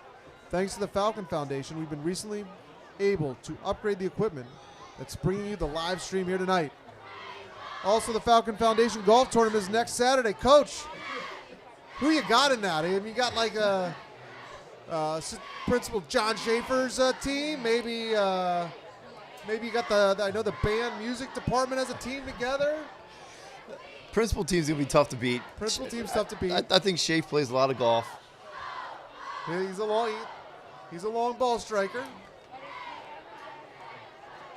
But if you're looking for some golf next Saturday, October 2nd at 8 a.m., it's a shotgun start at beautiful Fairview. This is the largest fundraiser each year for the foundation. Find out more about donating to the Falcon Foundation, registering for the October 2nd golf tournament, or downloading an application and grant award application and visiting the Cornwall Lebanon School District website. Click on the Falcon Foundation under the Quick Links menu. Unfortunately, I always have something going on that weekend. I'd love to play and get out there and support the Falcon Foundation. All right, as we start the third quarter here, the Bears are kicking off. Deep to receive for the Falcons, Marquez and Gonzalez. Finds his way up to the 20-yard line. All right, Coach, what are you looking for in the second half from the Falcons? I think I'd like to see them get back to being a little bit balanced. Running the ball, throwing the ball. They were getting themselves into third and long and predictable passing downs. They'd stay on schedule. I'd like to see them get the ball in the hands of Marquez a little bit. I think he only had 1 or 2 touches in the first half. Yeah, certainly a nice drive before the turnover there at the end of the second quarter. Hopefully they can put some of those plays together again, get the ball down the field. Nice cut from Richards. Breaks the tackle, stiff arm. Good start with a 15-yard gain. Looked like he was going to be held for no gain. He made a nice little jump cut to the outside. Wide receiver on this side had a great block, and he was able to scamper for about 15 yards.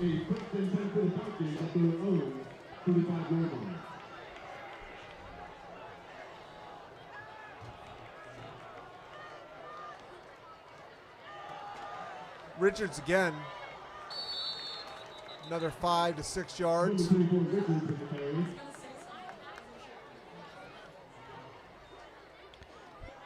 I think a good steady diet of Richards also would, again, get that running game going. The running game will bring your linebackers up, and then you look to get in behind them with Groff like they did early in that first drive.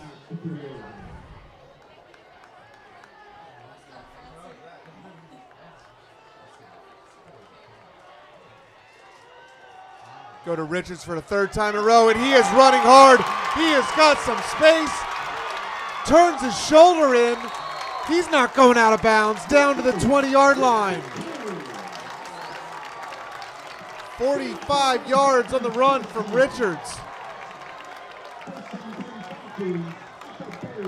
Offensive line opened a great big hole there, and he hit it untouched until he was 35 yards down the field. Great block by the offensive lineman. Falcons have already found their way down to the other 20 after a few plays. They've gone to Richards 3 straight times. Make it 4, but this time stopped for no gain.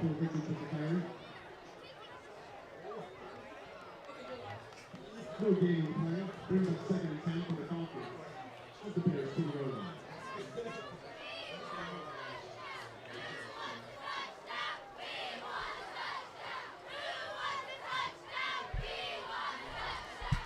Coach, we've seen Richards 4 straight times. We're going to give him a 5th time, or do you think something else here? Well, I think he just subbed out, and they put Marquez in. So, again, what a great 1-2 punch you could have here. I'd like to see Marquez get a touch here. Little pitch to Marquez.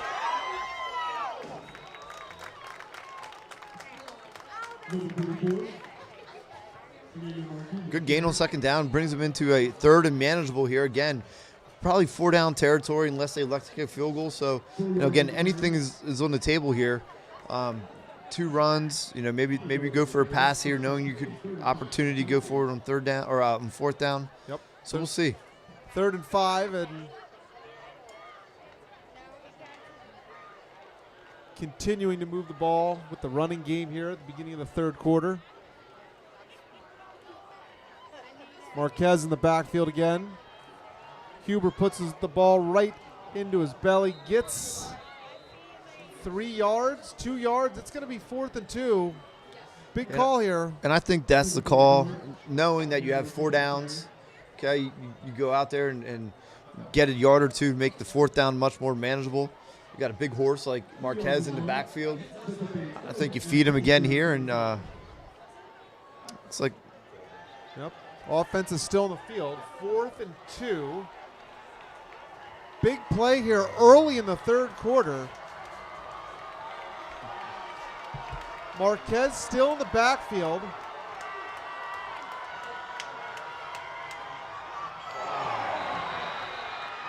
Marquez cuts back, but looks like he caught his foot on his own player and fell down before he could get going.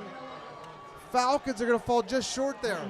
Yeah, I think so, Coach. It looked like they were running that wham play where they bring the wing back down to wham on the defensive lineman, and Marquez read the cutback, and they just got their feet tangled up. Just bad luck. Just bad luck. Yeah, unlucky there. He certainly had a hole. Looked like he could have easily got past the down marker, but turnover on downs. 1st and 10 Bears. Bears under center.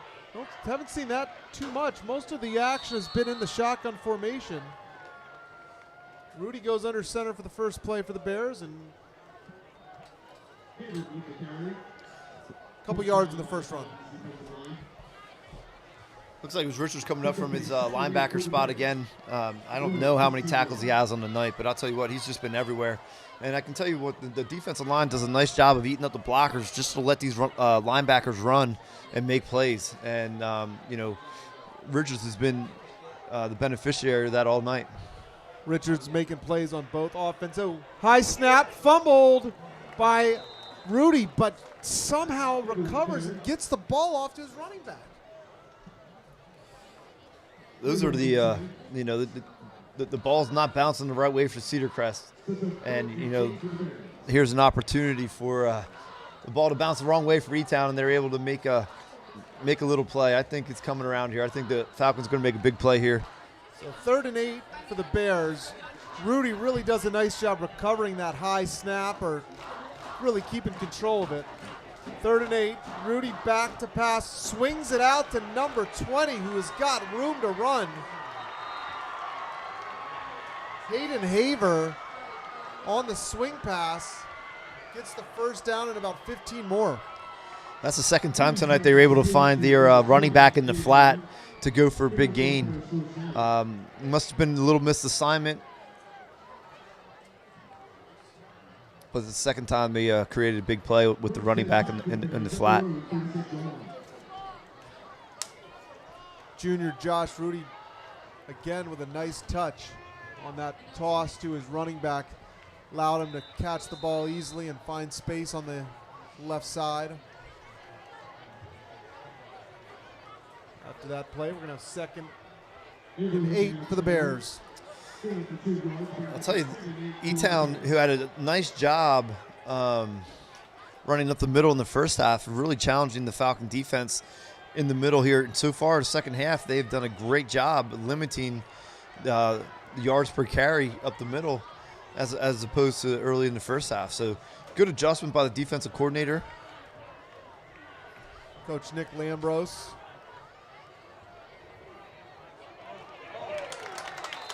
Nice team tackle. Richards got to him first. Then number 26, Trayvon Zerby, finished it. It's going to bring up 3rd and long. 3rd and 10, maybe 11. Nice job by both of those linebackers. Like you said, Richards was the first one. They're getting a piece of him, and Zerby finished him up. Those two linebackers have done a nice job for the Falcons the entire season. Haven't said enough about our defensive line. Doing a really nice job tonight. McLaughlin,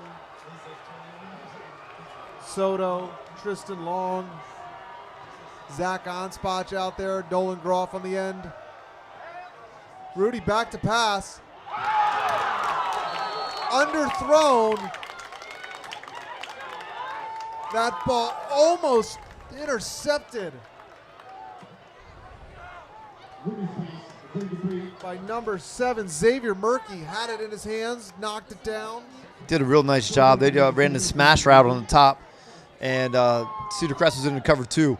And Murky just leaked out and got underneath that corner route and was able to make a play. Very good play by the corner.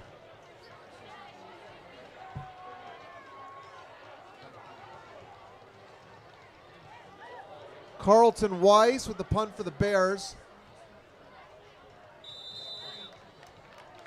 Tell you what, Falcons almost had a chance at getting a block there. That was close. That was close. Kaler just not enough space to field it and make a play. Brayden Kaler, we've seen him make some nice returns this year, so quality job from the Bears to keep it out of his hands.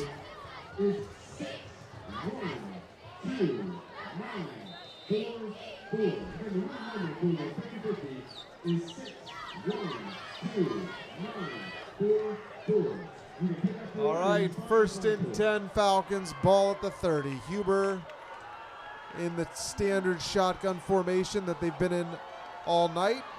Marquez in the backfield. Nope, check that. Richards in the backfield.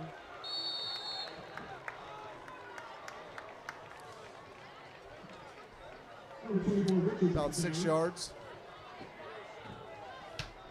Coach, talk to us a little bit about what a coach's job is to keep running backs. You know, do you stick with one for a couple plays and sub them in? Can you alternate? What's the move when you have a lot of good running backs like the Falcons do? You know, I think they're doing a nice job with it. You know, they're going to give Richards, you know, a couple carries here, 3 or 4 carries. We've also called his number a number of times on defense. So you want to get the most out of him and keep him fresh. So give him the ball 2 or 3 times, and then you get your next running back in there. And you know, when you have a Marquez and you have you know, Isaiah Gonzalez and Abreu, right? You know, the drop off isn't much, and you know, it's fortunate for them to be able to have that stable running backs to go to, and to try and keep all of them fresh because they're all playing, you know, both sides of the ball. All right, we got 3rd and 6 here. Ball on the 34-yard line. 4:45 to go here in the 3rd quarter. I'd like to see a target to Groff here. He's had a nice first half. They haven't targeted him yet here in the second half. Nice throw from Huber to Groff on a little out. 1st down Falcons. He's their go-to guy. You know, that was a big down right there. 3rd down, and you know, just getting another set of downs, letting their defense rest a little bit, gaining some field position, and again, in a one-possession game, 1-point game, field possession is going to be huge here in the second half. High snap, ball on the ground. Ball still on the ground. Looked like E-Town had the first shot at it, came out, and then Huber and another Falcon dove on it. Not sure who came up with it. Official says 2nd down, so either Huber or looked like Murky might have came up with a loose ball. Yeah, I think it looked like it was number 7, Murky, but I'll tell you what, Falcons dodged a bullet there.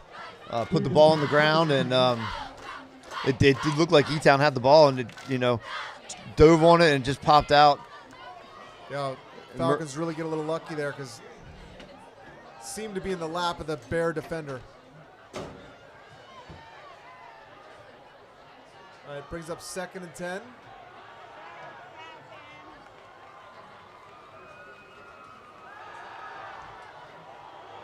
Huber throws deep. Off! Ball hits him in the hands. Couldn't tell if the defender got his hand in there to knock it out. Certainly had a chance with that one, Coach. Yeah, had a chance. Great ball. Groff pulled away at the last second. Ball was on the money, and like you said, I don't know if the defender at the last minute was able to get a touch on it or whatnot. But I think if you talk to Nolan, he would say that he should have caught that one. And you know, E-Town dodges a bullet. Yeah, certainly. Nolan is a kid that's going to come down with a lot of those balls. Yeah, oh yeah. And probably get the next one. So. I'd go right back to him right here. Huber under pressure, rolls out, has time, throws an absolute bullet. Groff pulls it down this time. Great concentration from Nolan Groff to pull that one in as Huber threw a bullet to him, but good gracious, coach, a flag on the play. It looks like they're coming back. I'll tell you what, again, another great job of Huber just keeping the play alive and spotting Groff down the middle and threads a needle. Looked like he was pretty well covered and put the ball the only place he could put it. Groff comes down with it, and all for naught, unfortunately. Wow, that was just a really nice football play there. It really was. It really was, and it's just a shame. And that's, again, that's the game of football, man. You could do everything right. One person does something wrong, and the play comes back, and that's why the sport itself is just such a, the epitome of a team sport. Game. Yeah. Yep. For sure. Yeah. 10 yards with the spot of the foul, and because the pocket rolled pretty wide and deep there, it's now 3rd and 25. I'd like to see the curl wheel up here on the top side. I know it's one of their favorites. Looks like it comes screen pass down the bottom side. Set up pretty good. Make a move. He's got space. He's got space. Alex Abreu cutting back inside. Gets the first down and more. Alex Abreu didn't look like he had much. Makes a cut or two, fights off a tackler, and is down to the 20-yard line, 24. Heck of a play for the Falcons. Hey, way to make a play. Again, get the ball in the hands of your athletes. Well set up screen. Had some good blocking out there originally to set the screen. And then he makes a guy or two miss, and with his speed, next thing you know, we're down inside the 30-yard line. Nice little screen set up. Abreu again.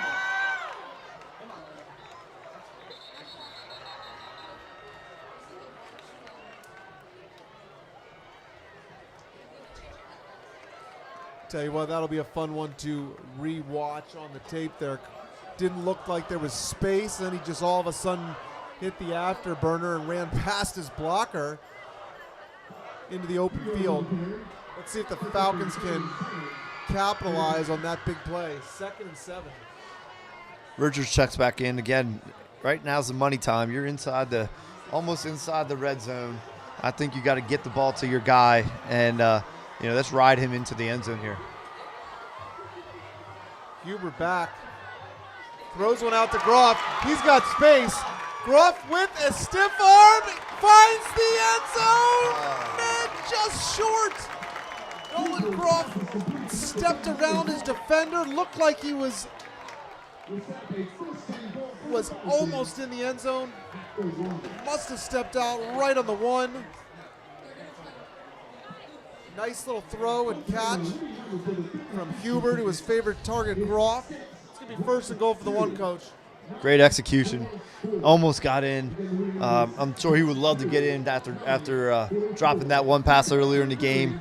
But I'll show you what, he's made some plays to make up for that, that being one of them. Touchdown, Falcons. Aiden Richards right up the middle, finishes off a really nice drive, a drive that looked like the Falcons had almost been stopped, but certainly the young men on the field didn't believe so, and they finished a nice drive off. 12-7 Falcons. Did a great job, man. You're back at 3rd and 26, I think it was, Coach, and come up with a play and get a first down and take all the momentum. And that's what it's about. That's why you talk about always play the next play. You can't go back and change anything about the previous play. You just got to play the next play, and that's what the Falcons did that on that possession, and were able to turn it into a touchdown ultimately at the end of the drive. Yeah, good fortitude from the Falcons, especially after 2 tough plays, one where the ball slipped through Groff's hand, and then the next one, Groff caught it for a big play, and then it was called back with a penalty. So kind of overcome those 2 plays to get in the end zone says a lot about those guys in the field. We got a timeout on the field. Good time to remind everybody that tonight's broadcast is brought to you by Jonestown Bank and Trust. Founded in 1873, Jonestown Bank and Trust Company is a local, independent community bank with 14 locations in the surrounding Lebanon, Lancaster, and Berks County. JBT, helping local residents, families, and businesses bank on a smile.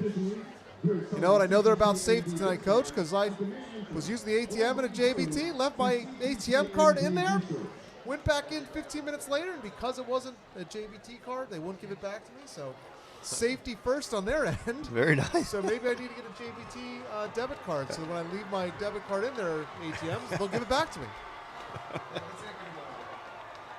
Heisey's Diner. The food is finer at Heisey's Diner, located on Route 72, north of Lebanon, PA. Now this is about the time it's come to the end of the game. I'm starting to think about tomorrow a little bit, and I'm thinking 2 eggs scrambled, home fries and toast, maybe a side of bacon. Coach, what are you thinking tomorrow if you get to breakfast at Heisey's? Oh, man. I like that one. I think I do over easy, though. I like my eggs over easy. All right, 2-point conversion here for the Falcons. Huber back, rolling right. Turns left. He's going to throw it out. He tries to take it himself and just not enough room there. Schomp looks like he was trying to box a guy out. Hopefully he was getting an opportunity, but the extra point conversion is no good. 12-7. I'll tell you what, the way the defense has been playing today, you know, about a minute 41 to go in the third quarter. That score is big. Yeah, it certainly could be. You could see that being enough, but at the same time, you got the feeling that both these teams have enough fight in them that could come down to what team has the ball last. Before we go any further tonight, big shout out, thank you to the Cedar Crest High School live stream team. These young students who are putting the live stream on tonight do a tremendous job bringing you a live feed. Whether it's working the cameras, working the tech behind the scenes, they do a great job.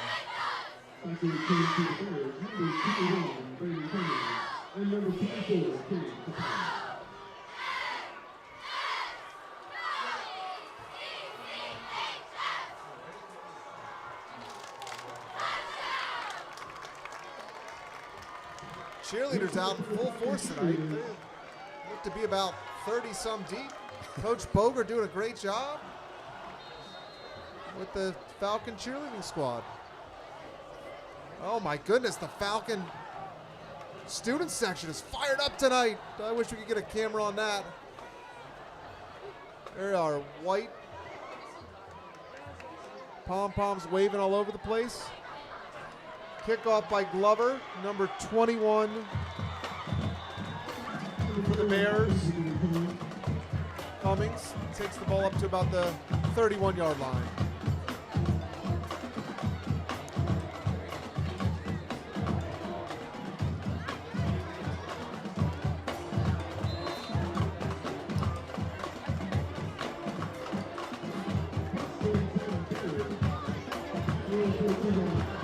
A couple guys I don't get to call their name enough. Popejoy, Tristan Long, Soto, McLaughlin. Doing a great job for the Falcons line tonight, Coach. Yeah, they have. I'll tell you what, especially here in the second half, they've really been real stout up front. And E-Town has tried to get there a couple times. E-Town has really challenged the middle of that the middle of that defensive line here in the second half, and they've been up to the challenge. Richards, Zerby, Kaler all doing a fantastic job at the linebacker position. Marquez, who looks like he could be on linebacker or get up on the DN. Doing a nice job as well. Chernich and Adams. Gonzalez and Murphy doing a great job out wide. Rudy slides on a quarterback keeper.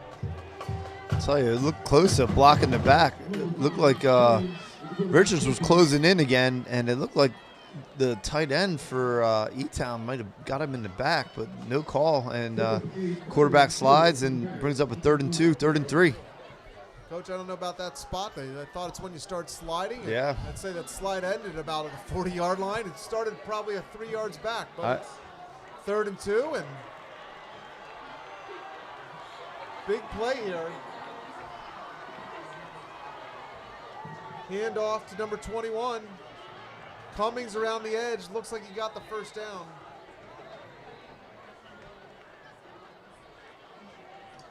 That brings 3 seconds left on the 3rd quarter clock, and I'm assuming as they spot and wind it, that's going to take us to the 4th. At the end of the 3 quarters, Falcons 12, Bears 7. Real good 3 quarters of football here. I'll tell you what, not a lot of scoring, but it's been good football. You know, both teams making plays.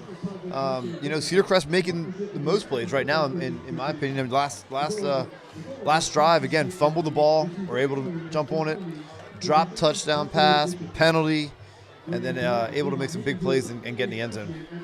Well, if you were a fan of the stadium tonight and spent a couple bucks to get in to see a local high school football game, you are way ahead of the curve here because you are getting your money's worth. The Falcon Foundation has been serving the Cornwall Lebanon School District for more than 20 years, providing support to large projects within the district, such as the planetarium and field house, as well as student and staff enrichment opportunities. Thanks to the Falcon Foundation's support, we've recently been able to upgrade the equipment that we are using tonight here to provide you this live stream for our homecoming game. Congratulations to our homecoming court. All the young ladies did a nice job out there. The homecoming queen, I believe, was Carolina Orta.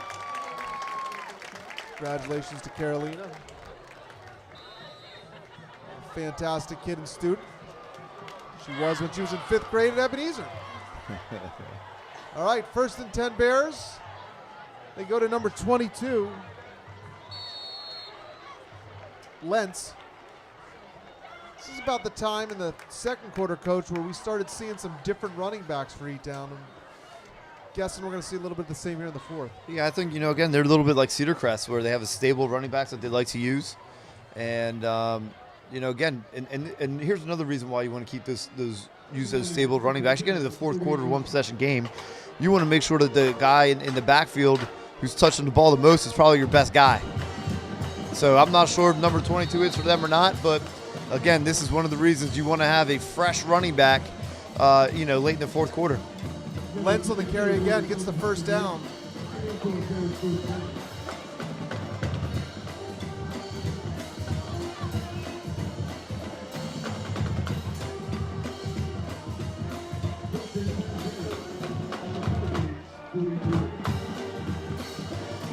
What a great atmosphere for some high school football tonight. Student section is going. The bands have been doing a great job. Lentz again for another 7 or 8 yards. They're really testing the inside of that defensive line again right now, and you know, whereas for the majority of the 3rd quarter, the defensive line played stout, and looks like maybe the offensive line of E-Town is starting to wear down those Falcons in the middle of the line there. 2nd and 3.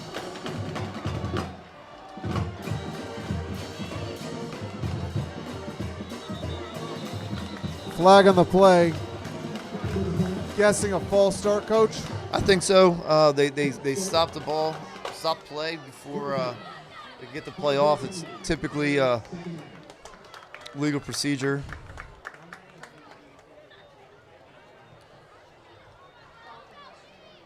Going to back them up to a 2nd and 8.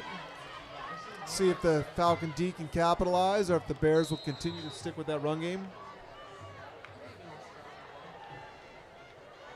They really tried to chuck the ball a lot in the first half, and looks like here in the second half they've been predominantly on the ground, only throwing when they need to. Hand off to Lentz. Groff with the tackle, got him by the shoestring and slowed him up enough that barely got back to the line of scrimmage. It's going to bring up a 3rd, 7. 2nd and 7? 3rd and 7. I think it's 3rd and 7, 3rd yeah. and 7. Yep. And again, I'm sure E-Town right now is probably thinking 2 down territory. Wouldn't be surprised they put the ball on the ground here. again, if they are thinking four downs, so you have that fourth down be a little bit shorter. Back to Play pass. action pass. Oh. Rudy's had number 21 Cummings on a nice in route there and overthrew him. Skipped off both players' hands. Interesting call here again. I'm assuming they're going to go for it. Looks like they're going to maybe punt. Looks like they might be bringing in their punt team. But again, that's why I think you run it there on fourth down. If you don't get any yards, you punt it. If you maybe pick up 5 yards and you set yourself in 4th and 2, and it changes your mind as to going for it on fourth down. So Carlton Wise back to punt for the Bears. Kaler back to field. The punt goes into the end zone. So it'll be 1st and 10. Ball on the 20 with 9:21 to go. good stop by the Falcons. Again, bend, don't break. E-Town starts moving the ball, gets a couple first downs, and Groff makes an awesome play on second down to hold them to no gain, which then puts them in the passing situation on third down, and ultimately get a stop and get the ball back. Yeah, if Nolan doesn't get that shoestring tackle, the Lentz looked like he could have easily found space around the right side, but nice play. Brayu with the handoff. Brayu has looked sharp here in the second half. Again,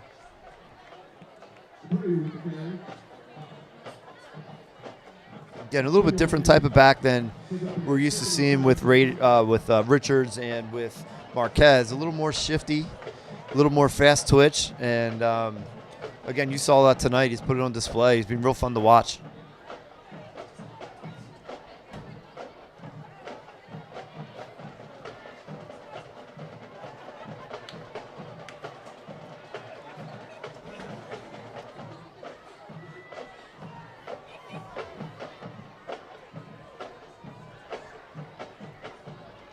Motion from Groff.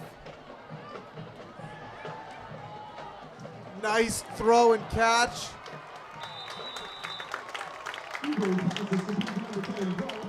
Huber throws a bullet and Groff uses his hands to pull that one in. First down, Falcons. Run that play a number of times tonight, getting the ball out of Huber's hand quickly to his favorite receiver, Groff, and let him do the work, and he's done a nice job all night. I would think that he's probably up close to 100 yards receiving, if not over.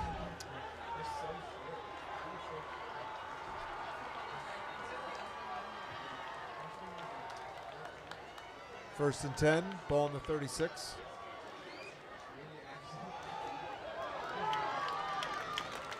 Huber on the keeper gets 8 or 9.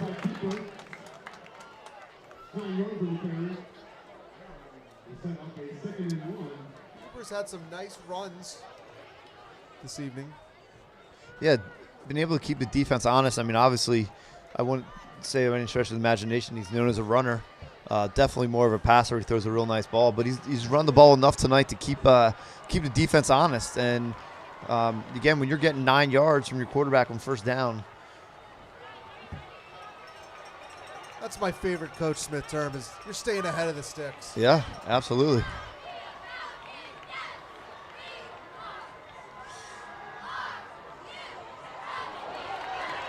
Oh, Hubert hangs in the pocket as he's getting pressured, throws a real nice ball. Kaler just can't catch up with it. Real nice double move down here on the sideline for Kaler. Gets behind the defense and just off his fingertips. Nice route from Crick Kaler. Great chance, or great time to take a chance. 2nd and 1. No harm. You got great stable running backs. Take a chance, and if you hit, great. If you don't, come back. You got 3rd and 1. You hand the ball off to Marquez, get yourself a first down.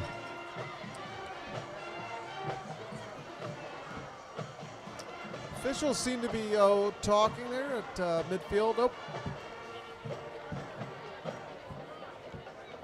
got an injury timeout on the field. Obviously, we want all players on both sides of the ball. Hope everybody's okay.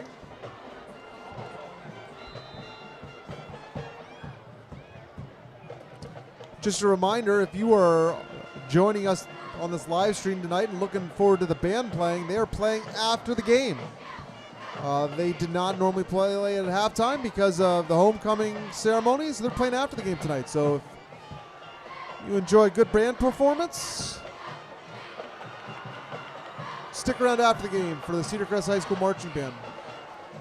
Marquez, he called a coach, got a full head of steam there. It's going to be a close spot. It's going to be close. I think they're going to. Right foot or left foot there? Yep, we're going to have a measurement here. No, giving it to him. Oh, they gave it to him. Yep. The sticks forward. It was close. It was close. There we go. Yep, sticks were right there. Sticks were at the 46-yard line, and the ball is over the 46. So that 1st and 10 Falcons. Coming down here about 7 minutes to go in the game. Again, here's a great drive. You get the ball on the down, keep the ball on the ground, keep getting first downs. Marquez again.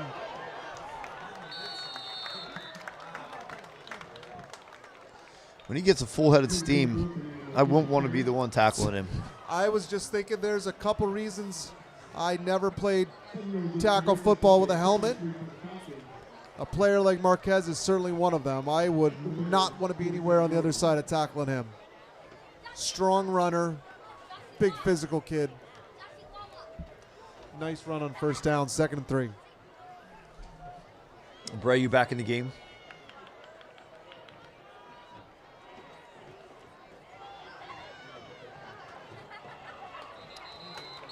First down Falcons. First down Falcons. Nice keeper again from Huber. Not looking to do too much, but get past the yardage stick and move him another 10 yards. Good ball security from Jay there to keep 2 hands on it. And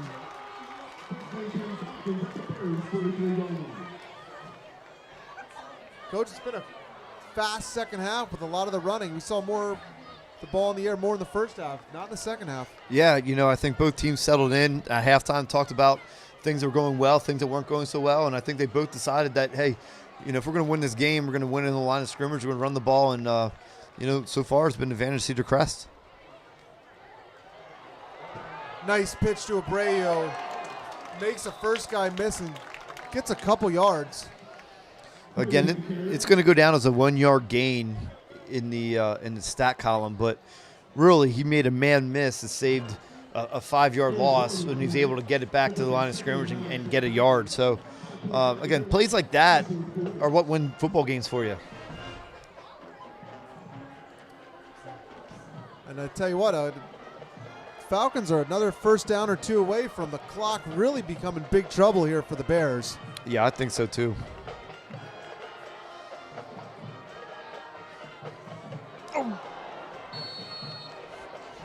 Huber passed to Groff, a little incomplete. They went back to that play that's worked a couple times. That time, Huber's pass was just a little inside, and then Groff tried to make the adjustment. And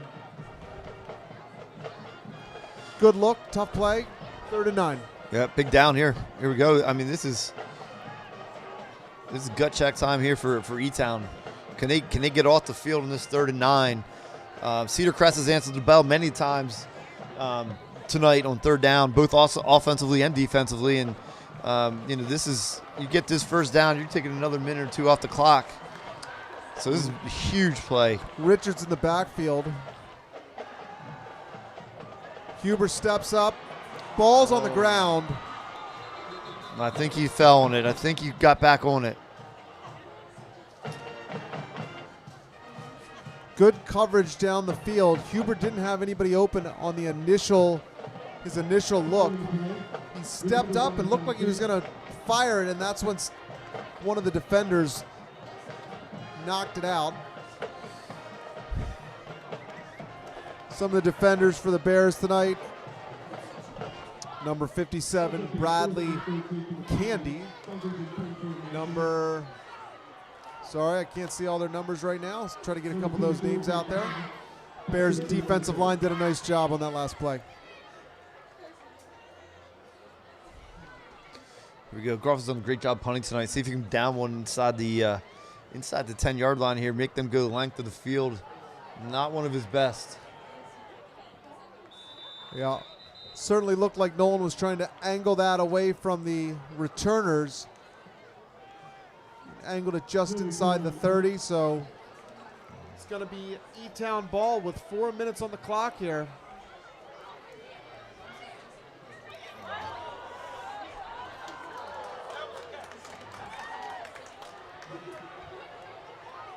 Tell you what, nice catch from some fans in the stands here as the cheerleaders throw out t-shirts. All right, 1st and 10 Bears. 4 minutes on the clock.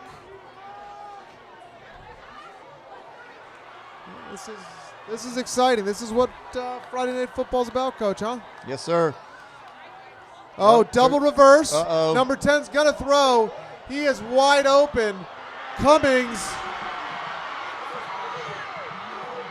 cuts it. Oh, the ball's on the ground. The ball is on the ground. Who got it back? Oh, looks like E-Town got it. Oh, the Bears pull a reverse wide receiver pass to a wide open Cummings. Number 10, Patrick Gilhool threw the ball to number 21, Cummings. Cummings just had space and all the time in the world. Falcons track him down, knock the ball out of his hand. What a nice play by Brandon Kaler. Yeah. He was the only guy there and was able to have him make a couple cuts and able to get his hand on the ball, knock it loose. What a fantastic job. Yeah, good, nice hustle from Kaler to get back and save a score. Number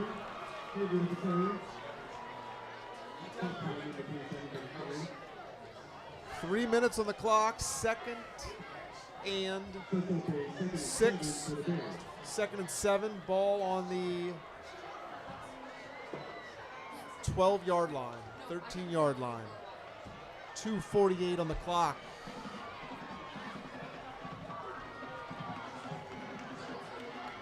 Here we go, defense. This is where we got to.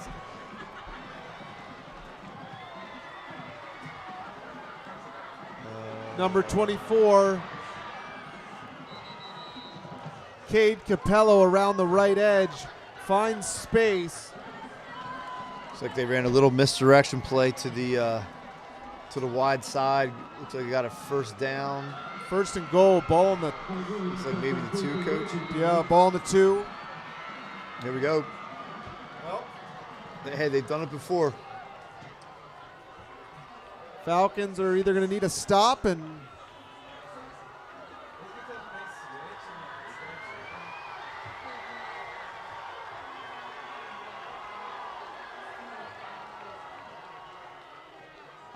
little pitch to number 20. Pitch to 20. Hayden Haver falls in the end zone for a touchdown. I think this is a 2-point Yeah. opportunity. With those 6 points, the Bears go up 13-2. Whereas, 1 point does nothing. yep, they're going to go for 2 here. Yep. Big down. Yeah, Big down. I'll play tell you here. what, 2 minutes to go in the game. If they don't get this, the Falcons can win with a field goal. Correct. So this is a big down. This is a big down. So you're looking at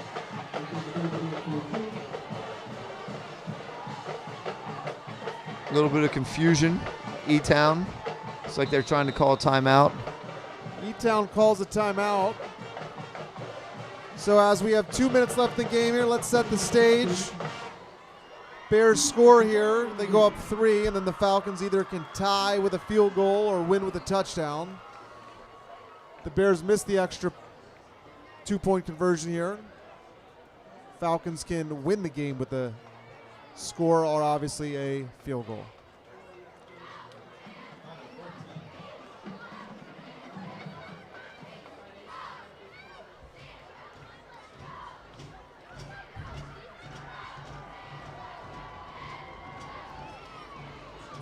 Well, we thought there might be a chance that whoever had the last ball or the ball last might have a chance to win, and certainly going to be the case. Falcons are going to have the ball. Hopefully we can give ourselves a chance to put some more points on the board. Here we go.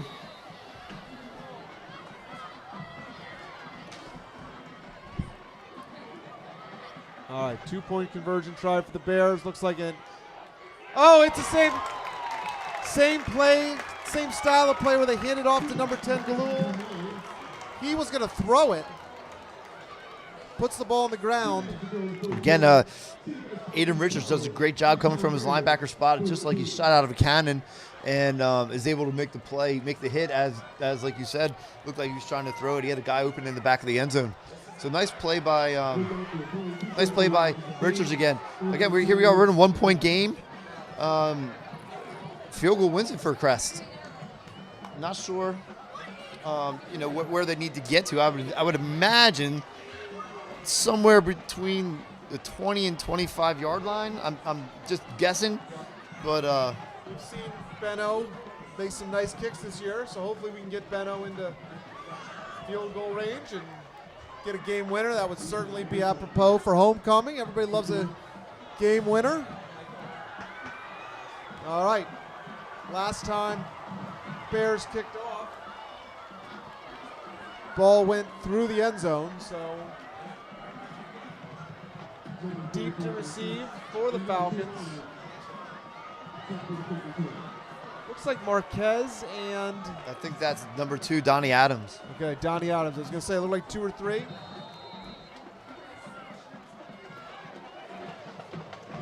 That was wise in the kick. Adams lets it bounce, picks it up at the 10. Looks like he's coming around. He's got some space.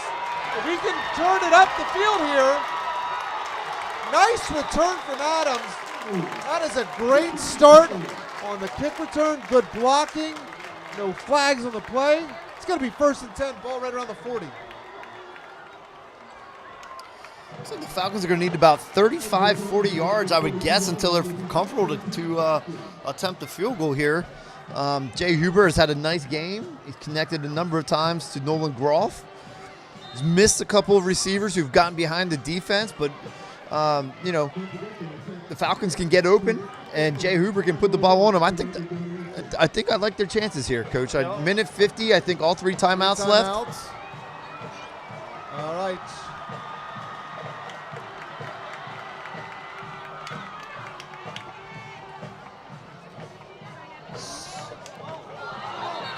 I think he was down. Yeah. I think he was down. So they start with a run to Kaler. Or check, that was it. I think it was Richards. That was Richards. I think so, yep. Run to Richards. Richards trying to make something. Stretches out for 2. Minute 28 on the clock. They got to start moving now a little bit. Yep.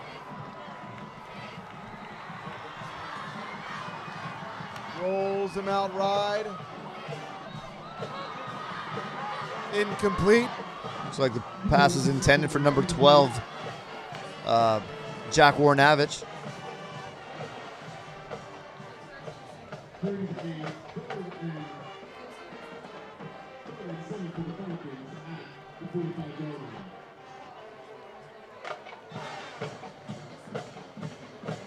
All right, 3rd and 7, obviously 4 down territory, Coach.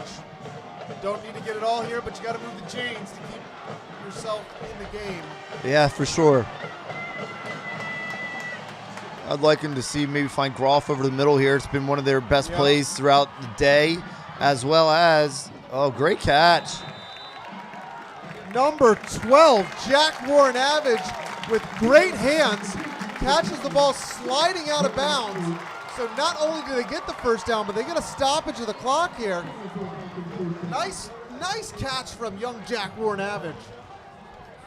Yeah, Jack Warrenavich, just a freshman. Just a freshman in getting an opportunity down here in crunch time in the 4th quarter. Quarterback trusts him, makes a great throw, makes a great catch on the sidelines. Not only gets the first down, gets out of bounds. Falcons able to huddle, get a play call. 1st and 10. Huber. Oh. Huber found Nolan Groff over the middle, but the Bears defense strips the ball and falls right into the hands of several Bear defenders. Nolan Groff has played an absolutely beautiful game all night, and unfortunately, Bears defense makes a nice play as he was fighting for some more yards. Yeah, man, you can't fault the kid. He's trying to win, trying to make a play.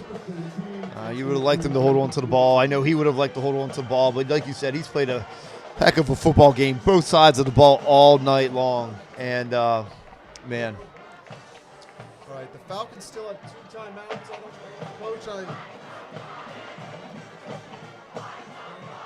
will they have to run some plays?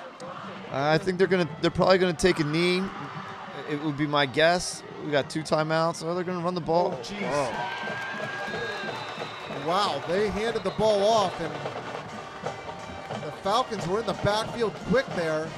Again, there it is. Nolan Groff. Groff trying to Try.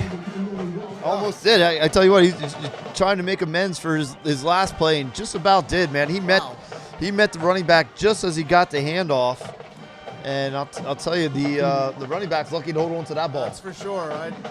There looked like a chance that could have been disaster for E-Town, and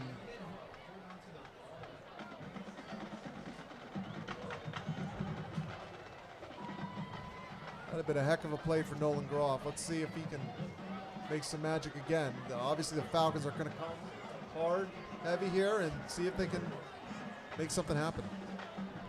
I think the Falcons have 2 timeouts remaining, so they can stop the clock here after 2nd down, and then again after 3rd down. Sure, they didn't take any. I don't think they did on that first series because they ran the ball, threw an incomplete, threw the completion to Warren. They had 3 timeouts left, and so if they stop 3 times in a row, they're looking at maybe getting the ball about 40 seconds, maybe 40 seconds to go. So, hey, you think E-Town does anything but hand off right up the middle here? I can't imagine they do anything but hand off up the middle. Again, now's not time to get tricky. Ball security. You want to make Cedarcrest use their timeouts, punt the ball away, and play defense. All right. Easier said than done. Yep. Falcons are certainly 8-9 in the box right now. Again, Falcons in the backfield. Timeout. Going backwards. I'll tell you the other thing, too. The Falcons are going to get a stop here, going to call a timeout, and E-Town's going to have to punt.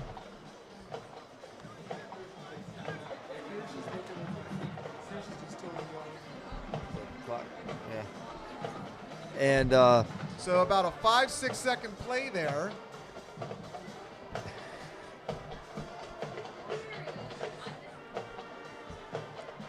But like I was saying, Coach, E-Town's going to have to punt the ball. They're going to have to punt the ball. And they're going to, let's say, another 5-6 second play. That's 43 seconds. Cedarcrest is going to have the punt block on, and to execute the snap and get the punt off is difficult.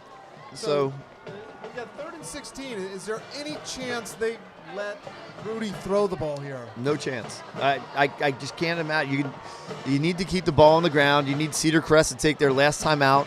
You don't want Cedarcrest to have the ball with any timeouts when they get the ball back.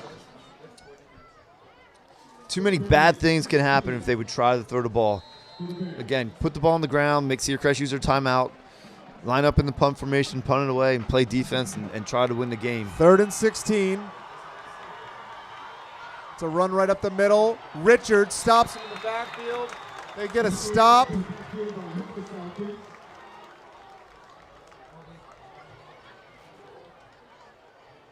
They're not calling a timeout right now. Maybe they only had 2 left, Coach. I could have sworn they had. I could have sworn they had. Yeah, I thought they had a 3rd. I guess they used a timeout early in that first series, maybe? You know what? They may have used one they use when they scored that touchdown to set up their 2-point play. So the clock is now down to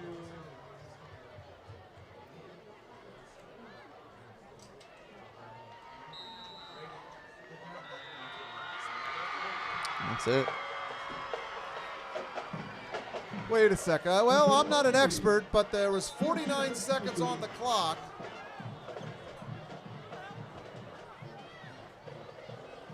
When that last play was started, there was 45 when that play ended. What's the play clock, Coach? I think it's 25 seconds from once they spot the ball. Spotted. So even they spotted it pretty quick, about 10 seconds. I thought they spotted around. Okay, looks like the officials are saying 4 or 5 seconds on the clock.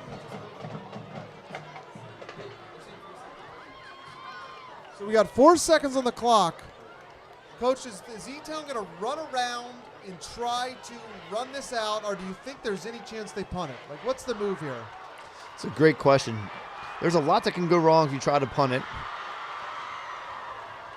I wouldn't be surprised if you try to run it out for 4 seconds, but if you get tackled with time on the clock, Cedar Crest gets a chance to kick a field goal to win. So I think if it's me, I'm snapping it and trying to punt it. And trying to punt it out of bounds. Well, there's the punter. I'm not punting it anywhere near the returner. So I'm trying to punt it out of bounds.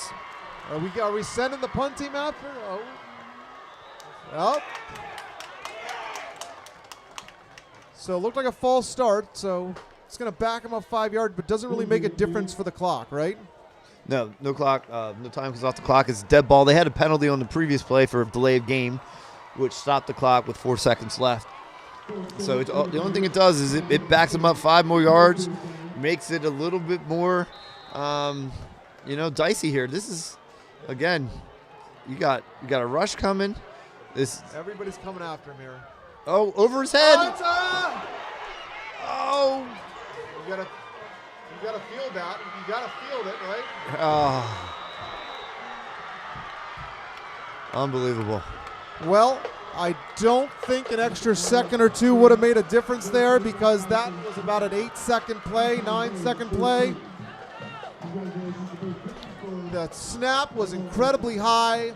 You have to give credit to the E-Town punter, Carlton Weiss, for fielding it and just getting a foot on it. I'll tell you what, that was. And getting it away. Absolutely. What an amazing play by that punter to save the victory, and then the ball rolls out of bounds without Cedar Crest able to get a touch on it to even attempt to put a return together. Yeah, you're absolutely right, Coach. It was certainly unlucky for the Falcons. I guess you would say lucky for the Bears, and a really nice play from their punter. You don't normally say a punter is going to save the end of a game, but congratulations to the E-Town Bears. It was a great Friday night football game.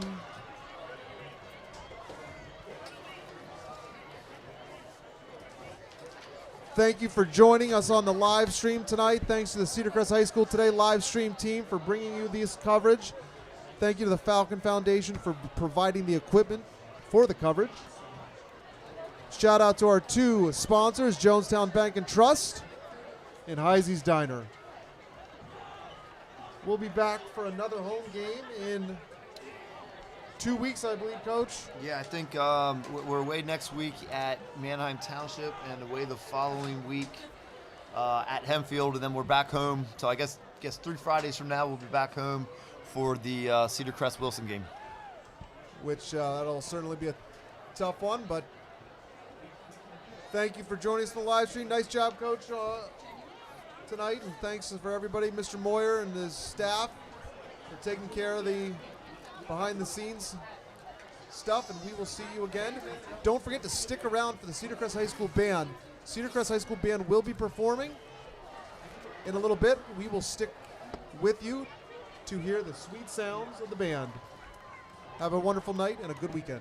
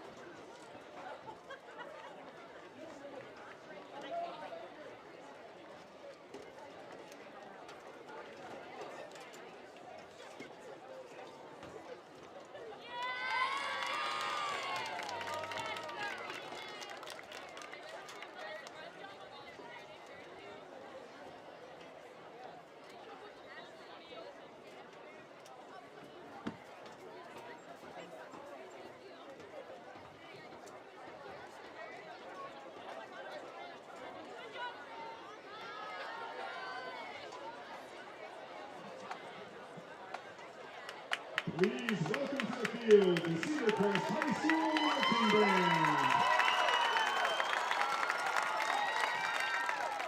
The Cornwall 11 School District is proud to present the Cedar Crest High School Marching Band in their 2021 performance production, What Tomorrow Brings. In a time of unrest, when it is easy to feel cold and alone, we find hope everywhere. We find hope in helping others. We find hope in the community. We find hope in us. In all the constant noise, we hear a voice that says, I will try again tomorrow.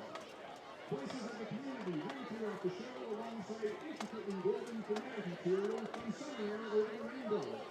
This tapestry of optimism inspires us to always sustain hope, always move forward, and always think in new ways, because no one knows what tomorrow brings. The band is led onto the field by drum majors Sophia Majoyan, Beth Butko, and Molly Hickman. Educational team members include field instruction, Jeff Porter, Kevin Messersmith, Rick Boblitz, and Julian Statura. Guard design and instruction, Samantha Bendor and Corey Bigler. Percussion arrangement and instruction, John Salfer, Tim Hackman, Ray Nelson, Caitlin Pekarik, and Madison Fuser. Program consultant, Gary Ulrich. Music arrangements by John Mapes and Ian Brown. Drill design by Sean Small. Associate directors, Sean Small and Jared Delbert. The band is under the direction of Scott Lyons. The band would like to thank all of the people who support our students' pursuit of musical excellence. The CLSC Board of School Directors, Superintendent Dr. Domesic, Director of Secondary Education Dr. Robinson, Principal Mr. Ross, Athletic Director Mr. Dissinger, CCHS faculty and staff, CLSC Music Department, and the Cedar Crest Music Aids.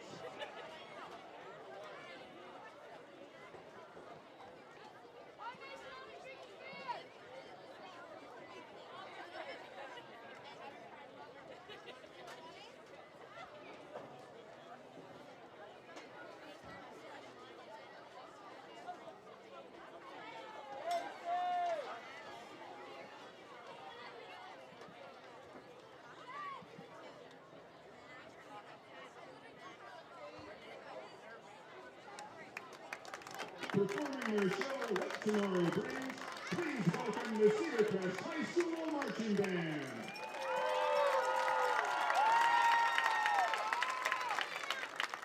This is where it all began. Can be traced back this morning. Growing concern over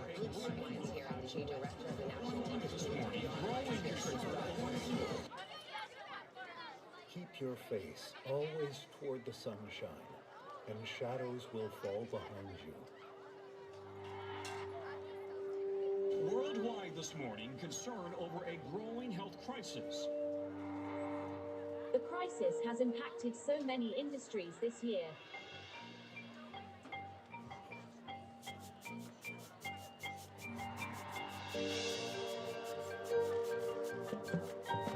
It's the largest disruption of global education systems in history.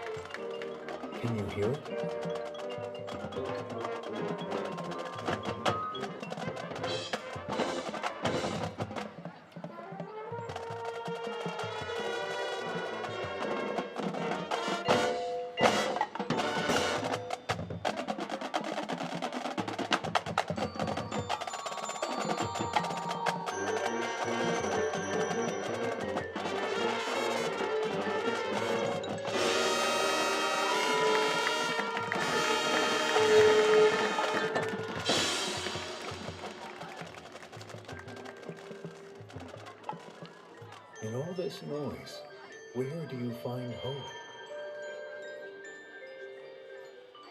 I find hope in helping others. I find hope in the community. I find hope in learning new things. I find hope in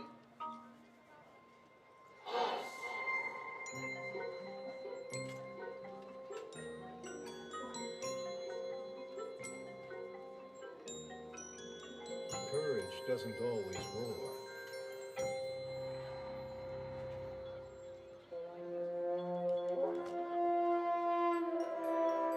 Sometimes courage is the quiet voice at the end of the day saying, I will try again tomorrow.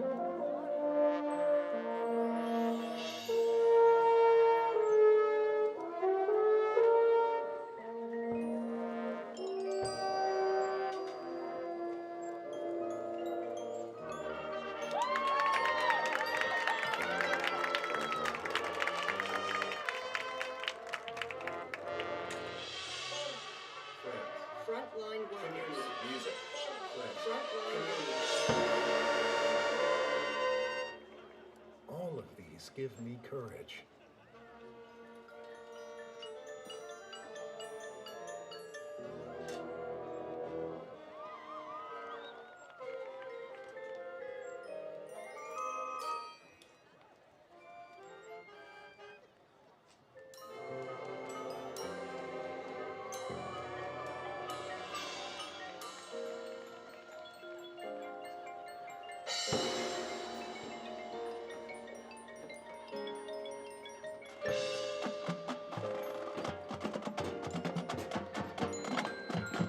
Courage.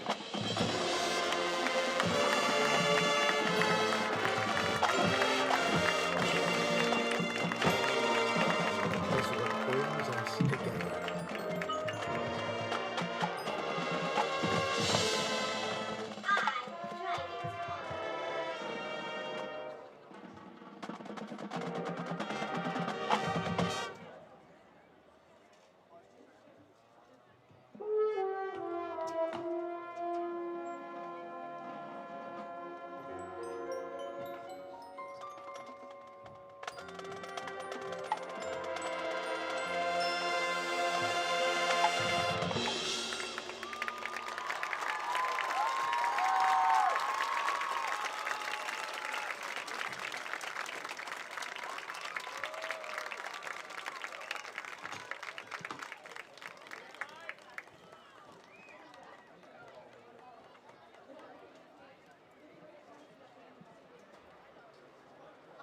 Ladies and gentlemen, another round of applause for the Cedar Crest High School Marching Band.